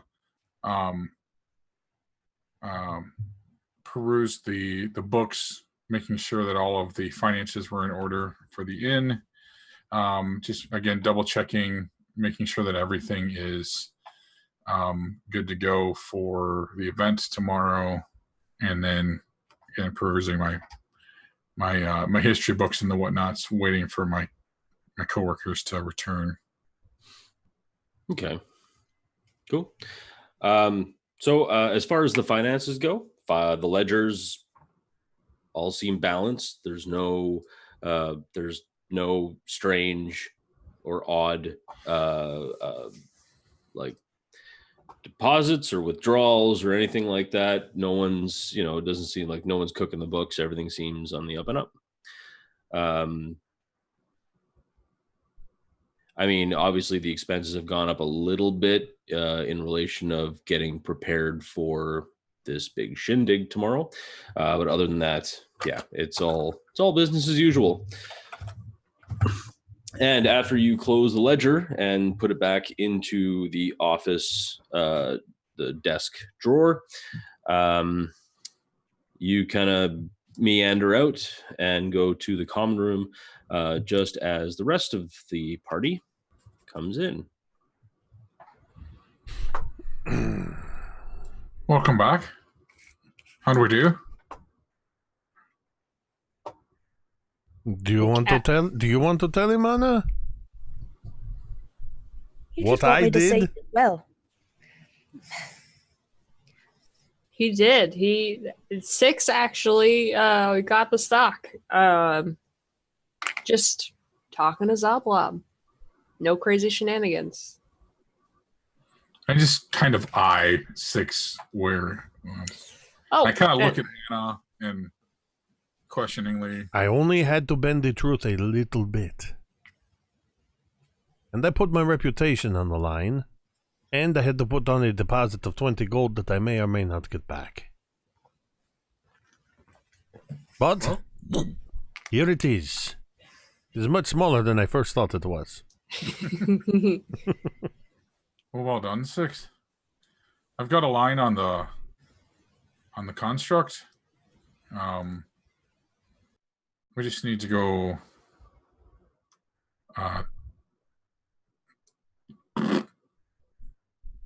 Where'd my notes go? Oh, I've never heard of that place before. we need a gift from a queen. Well, that yes, but the Temple of Gond pointed that direction for the construct. Well, yes, the gift from the queen. I'm there. still rolling around a little bit, but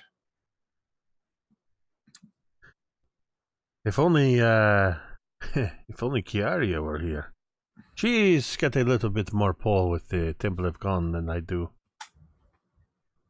I was on my best behavior the last time we were there, but the first time I was there, it did not go so well. Didn't you climb the temple? I did. It turns out that that is, well, very illegal. I know. I just wanted to remind you. Keeps you humble. That's what you think. Every time I tell the story, the tower gets taller. Well, should we? I can head over there and see what we can procure. Unless anyone has other ideas. I mean, it seems the most logical place to get the... What is the exact wording of this thing? Needs an animated construct. So one of them whirligig thingies that You wind them up and they go. What was that thing? Whatever happened to that nimble-right detector? I wonder if that would count. Didn't we give it back? Did we? No. I don't have But it. but the nimble right detector is not an animated construct. It's like an animated construct would be something like a nimble right or a golem, or I'm trying to think of what else. So basically anything that is, basically, and I hate using this term, quote unquote fantasy robot. We just need to head over to Saltmarsh. Right. I know a construct there. There you go. We know somebody over there. It's just in another dimension, another realm entirely. That's fine. Maybe find someone who can get you to go to a pit stop in Eberron. Be like, hey, you're a Warforged. Can you help us out with something? That'd be swell. Well, it doesn't matter. I don't have the nimble-right detector anyway. But we know, yes, you are right. We can go to the Temple of Gund. And what are we going to do? Just borrow one? I'm sure if Zoblov gave you that, I'm sure because we did something nice, they would give us something. I don't know. This whole asking and getting things is very new to me. I'm not quite sure how it works. They did give us some stuff in exchange for the work that we did for them, returning the rogue nimble-right. I mean, that's how I came to be in possession of the stilts and the smokeless tobacco. Or the what was it? The pipeless... No, the pipe. I have a pipe. Isn't that where I got that? Matchless pipe. Matchless pipe, yeah. I still don't have tobacco for. And there was something else. But there were three. Oh, the barking box. Didn't all those come from them? It did. But nonetheless, it wouldn't hurt. And Asche, you have not been to the Temple of Gand yet, have you? No, I have not. I don't know anything about it. Actually, make me, if you want to see if you can recall anything, you can make me a religion check. Alrighty. 4. The only thing you know of Gond, or at least one thing that you may have heard, is that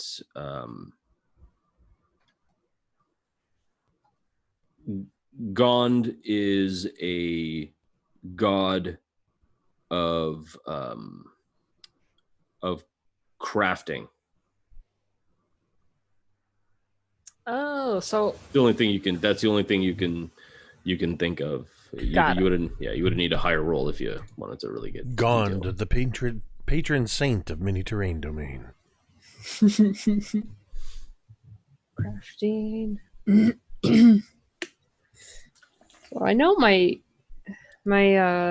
mother back at home mentions Gond every so often. But he was supposed to be some god related to craftsmanship. That would make sense. Yeah. Seeing the things that we have seen from this place. Hey, Bevyn.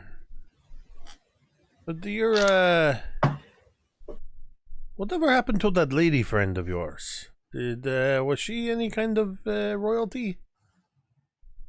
She's not around anymore. I just kind of gruffly push him off and take a couple of steps away. Turn my back to him. Oh, I am sorry, Bevyn. I did not realize that she must have done to you. Did she find you not appealing?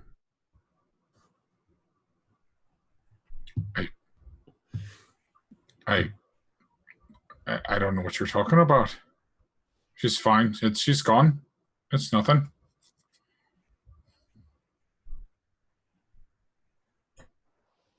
Okay, if you say so. I'm just trying to look at every lead that we have.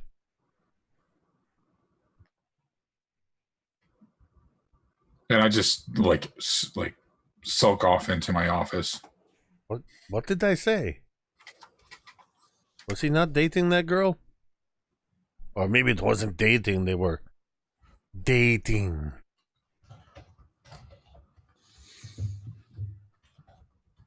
Maybe, but maybe that has to do with that whole, what is it? Oh, that broken heart thing, right? The guard, broken heart. We know about that, right? I think I don't know, Bevyn. Oh no, Bevyn, you did mention that, did you not? About the guard, like yes. Yep.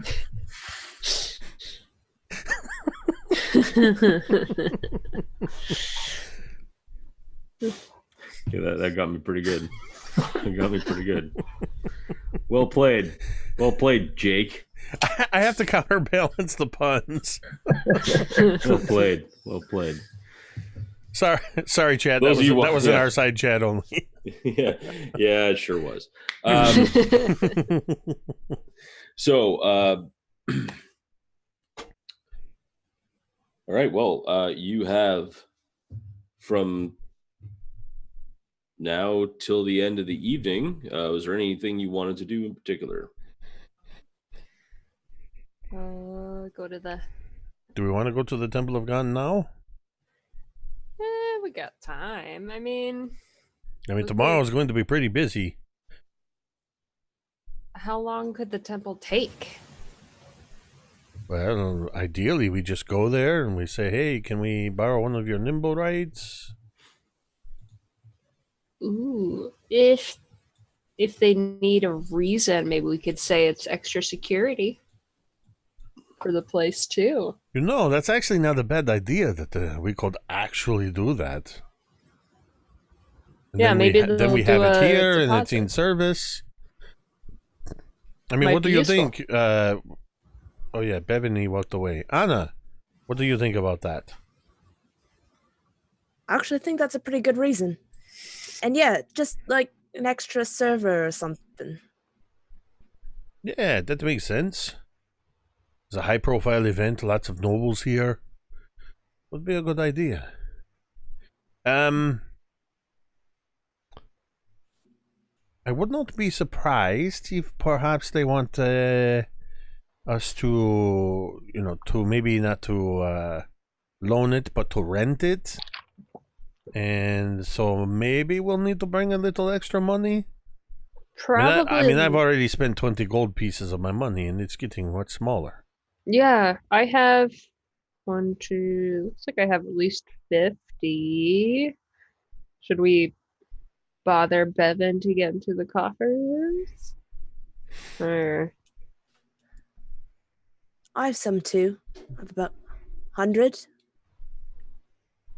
As long as they don't want an exorbitant fee, then maybe we can cover it.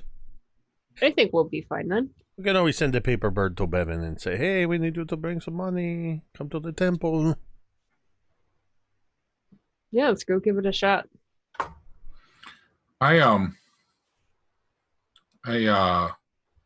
this time I come out of the room.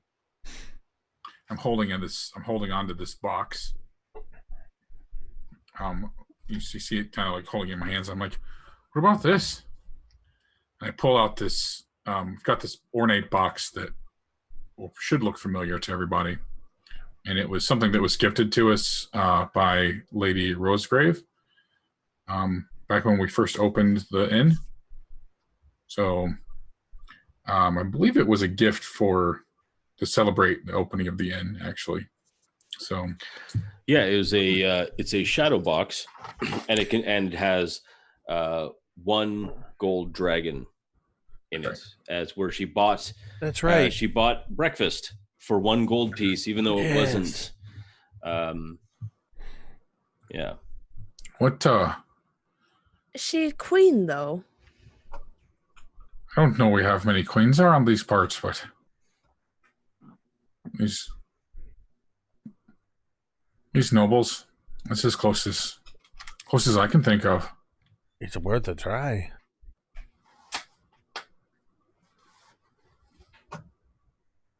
Right. So you're going to come to the temple with us, Bevyn, or are you going to sulk around here? I think I've sulked enough lately. I'll tag along. I will say I will let you, if you want to make a roll to see if you can think of anyone who is or wants a queen. I need you to make me a history check. It's a fairly high DC. Also or intelligence. Yeah, those are always good rolls for 6. 15. Wait. Did I beat Bevyn? 17. Oh. No, I got the same as Bevyn. I got a 15. I got a 2. Well, that's definitely not going to Yeah, work. it's definitely not working. Okay.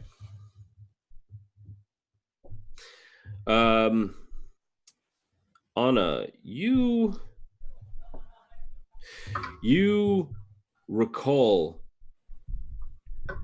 that there is someone in Waterdeep that was once a queen, but you can't exactly remember who it is. But you're almost positive that she was once a queen of a kingdom long gone.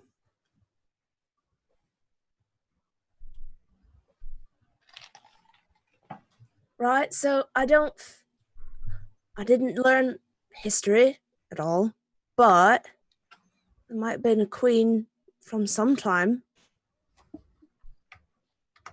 Maybe, would there be some sort of like house of records or something like that?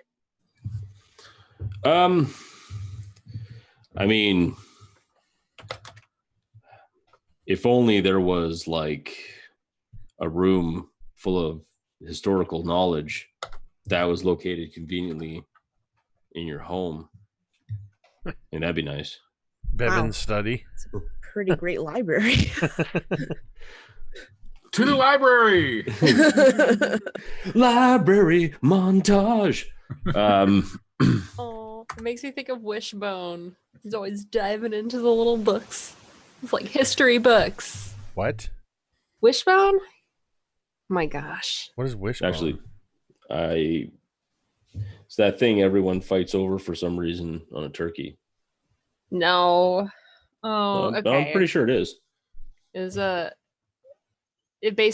show where you follow this little Jack Russell Terrier who has a voiceover narration, and he goes into books. It's like a public TV show kind of thing, public TV show, and it was very cute. You get to learn about Shakespeare and stuff. Huh. He goes, yeah. Okay, that's kind of dope. I love Jack Russell Terriers. They're adorable. It was so cute. I saw a meme about it recently, so it came up. So what I need to do then, if whoever's going to go and like study and check that out, I need them to make me investigation checks. All right. 20, dirty 20. Nat 20 or Dirty. Dirty? Okay. Dirty 20. Investigation, there it is. I only got a 10. 10, okay. I didn't roll. I'm not studying. I can barely read the books. Sounds like someone's too cool for school. Whatever. I mean, I'll randomly flip through some books, but I have no idea what I'm looking at. Fair. And is just reveling in the fact that she spits out an piece of information and everyone goes running. So she feels very... Yeah, I got an 11. So your work here is done? Yeah? Okay. All right. Going through your books, actually, and you go back because you kind of remember that there was something that you had read in that book on nobility.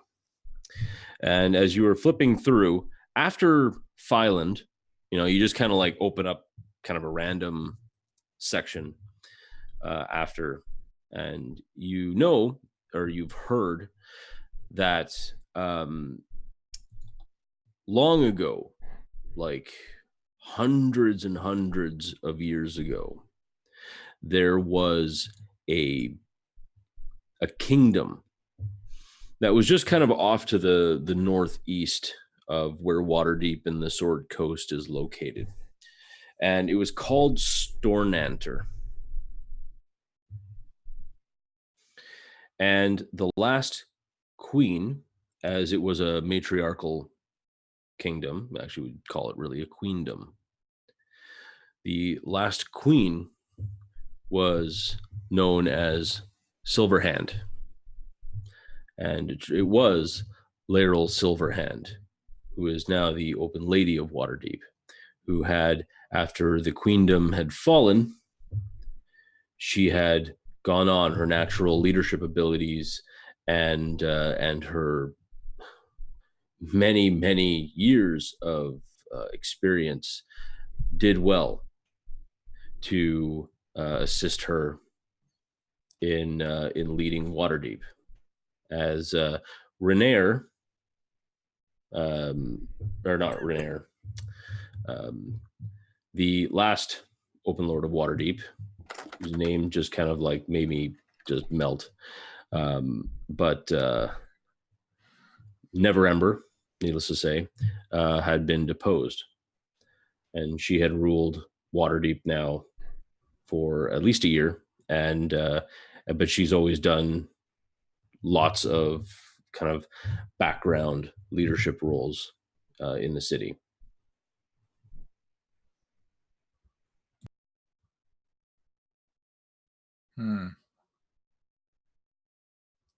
Okay, so I'll pass that information along to the group. So we've got the ice stock. We know how to get the construct. Now we have to find a gift from Lady Silverhand. What are the odds that Lady Silverhand will be here for the sommelier competition tomorrow? This is a pretty high-profile event, and it's supposed to... I mean, we spent a lot of money getting this place ready, and we've got the sommelier. I imagine she would come then. Perhaps we should wait till she comes to us, at least until, the whole event is over. Then we can track her down if necessary.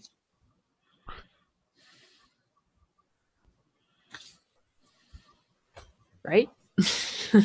I mean, it is hard to plan around when we don't know for sure if she's going to be there, but we know we have time to go get at least try to get the constructs, the Nimberites, and have them here for the purposes of the event tomorrow.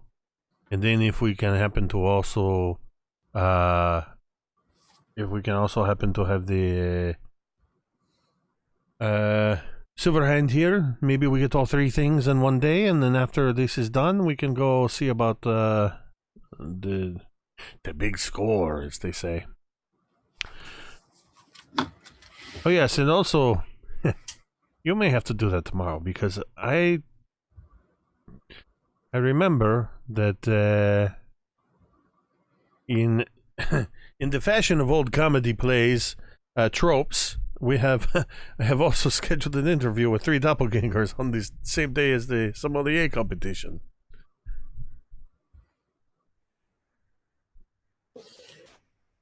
Oh, 6. I think we'll be okay though if you have to go do that, or are they coming here? They're coming here. That is why it is such a trope. You got 2 dates to the party, 6. I don't know what to tell you. Technically, I've got 3. 3, yes. I don't know. I had this silly idea that I could excuse myself and go run to the bathroom and change into a different outfit and pretend to be somebody else. And somewhere along the way, I'll get confused and It'll be all in the end. It'll be okay, and it will end with Asche saying, "Oh, 6," and we'll all laugh and freeze frame. That sounds like something you should put on in the play. Maybe you should do that for your next. I have already written it down. It is a wonderful Okay, good. premise. Next time you make a show at the theater, make sure you definitely put that one up. See if we can get that one going. I don't know. I don't meta think is something. real. I don't think Yes. something like that would ever take off. What? No. They'd love it. We'll They'd call eat it up. Nobody's In. And we'll put the shows on Thursdays, and we can call it Must See Thursdays. Get out. Come watch it with your friends. It'll be different every week. It'll be a different play every week. As you're talking, you get a knock on your door.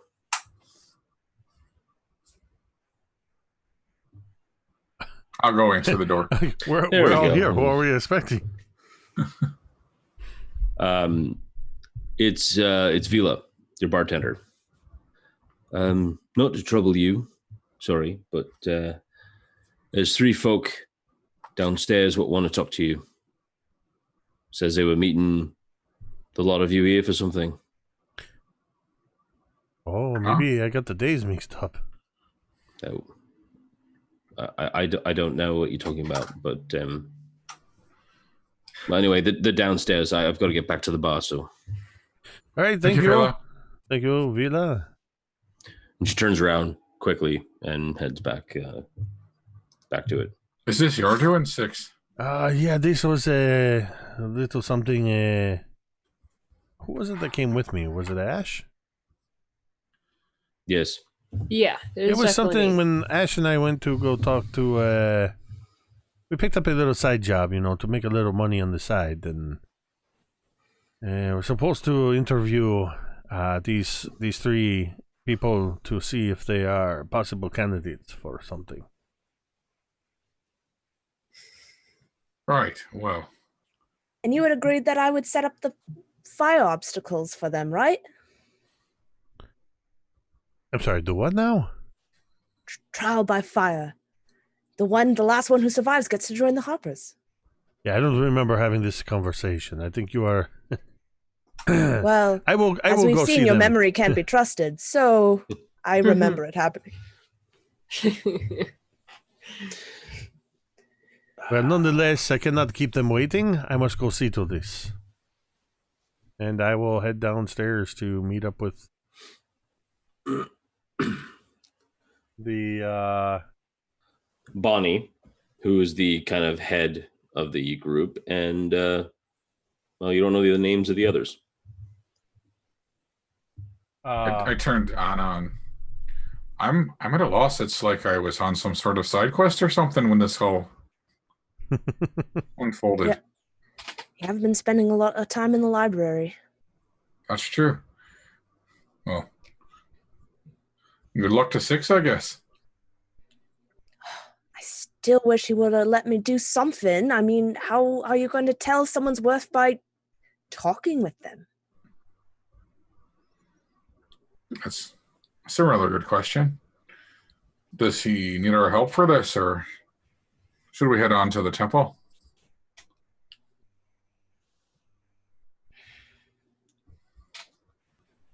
I think he'll be fine. But if you want, I can stick around. I don't know how much use I'll be at the temple. Well, he's got the kitchen staff here, so can't cause too much trouble with him around, I don't think. But it's your call. You stay if you want. You can come with us too. It is just an interview. I am kind of curious. Maybe I should get a little more familiar with this this Gond deity. Okay, so Asche will go with them. Mike's just wondering how many times and how many ways we're going to split the party. I know, it's like, okay, so now we're at 3 and 1. All right, cool.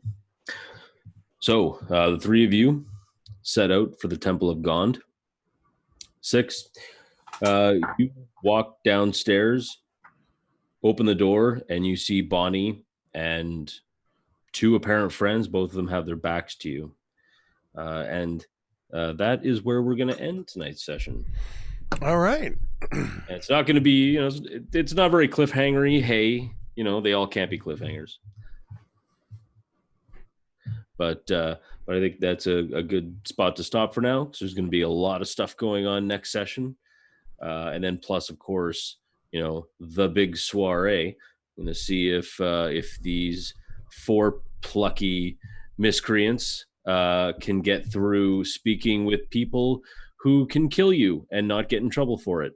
Because nobility, right? It's a very weird way to look at a wine tasting competition.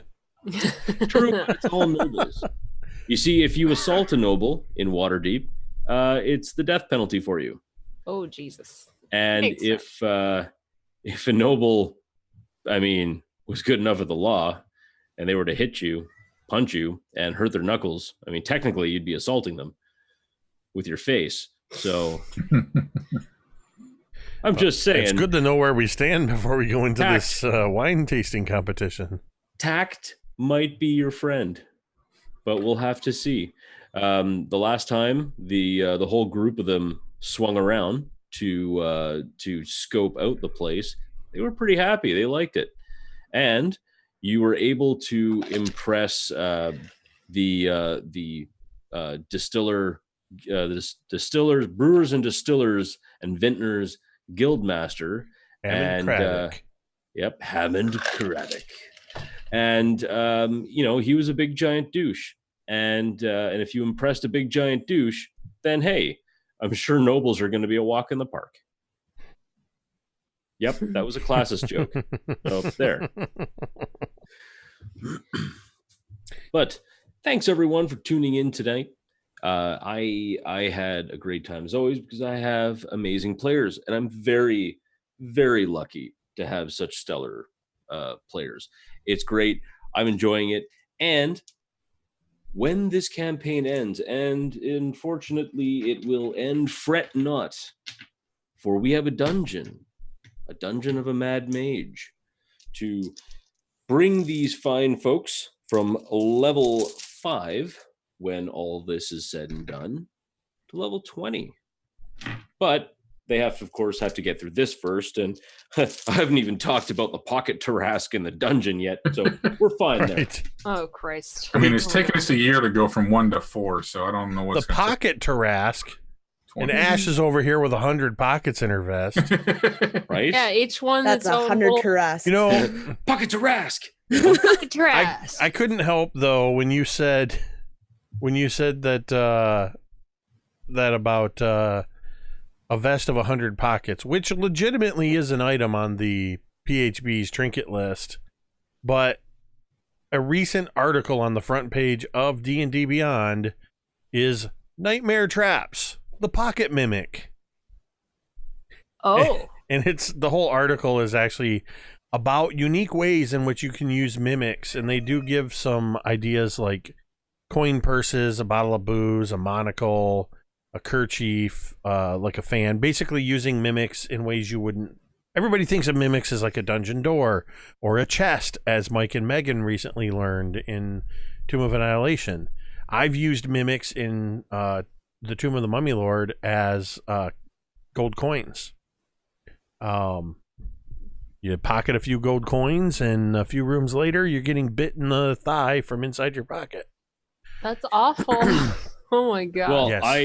I'm just surprised you haven't realized that all of Troll Skull Manor is one giant mimic, and Liff has been trying to warn you to get out this whole time. But that's fine. Liff isn't a ghost; it's the mimic's subconscious. That's right. He's like a golem. Yeah, exactly. These Smeagol. Get out. Well, out. I had fun tonight. I always have fun. Because we get to play pretend for a couple hours. Yeah. So, yeah, as Mike said, thank you to everybody who tuned in tonight. Shout outs for, of course, to our own Dwight, who in celebration of our 1 year anniversary had donated or gifted a sub, and to what you're looking at for resubscribing for 20 months in a row. The very first subscriber to Mini Terrain Domain. So thank you for that. Thank you, of course, to Star in 19, Fellowship of the Tables. I think I saw other Jeremy in there. Jeremy Berger. I can't read that small. Carol was with us for a while. Everybody who tuned in tonight, thank you so much for joining us. And of course, thank you to Mike and Cassie and Dwight and Megan. Be sure to tune in tomorrow night. Not here, but over on Dice on Ice RPG channel. Actually, I think it's just called Dice on Ice on YouTube, where Megan is DMing The Curse of Strahd, and I am one of the players playing Eli Lancaster, a dwarven fighter who is having a little identity crisis right now. And then Wednesday, I will be over on Erasmus Expeditions for another in our monthly campaign of Whispers and Fragments set in Jeremy Lilly's homebrew world of Momentum. And on Thursday, of course, you can tune in right back here at 8:30 p.m. Eastern for a new episode of Dawnbringers Season 3, The Ghosts of Saltmarsh. And on Friday night at 10 p.m. Eastern is the return of CFT RPG's Curse of Strahd, run by Alan Holloway of the Check for Traps. That's a Mini Terrain Domain presentation every Friday night at 10 p.m. right here. And Alan's got an amazing group of players and is running his own take on the Curse of Strahd campaign. Lots of great stuff going on here. Of course, you can always be notified when we go live by clicking that somewhere up here, depending on what device you're on. There's a little heart icon so you can follow the channel and click the notifications to be notified whenever we go live. With that, we're going to go ahead and end the stream. We're going to end the stream the same way we end every stream. And you can say it with me if you want.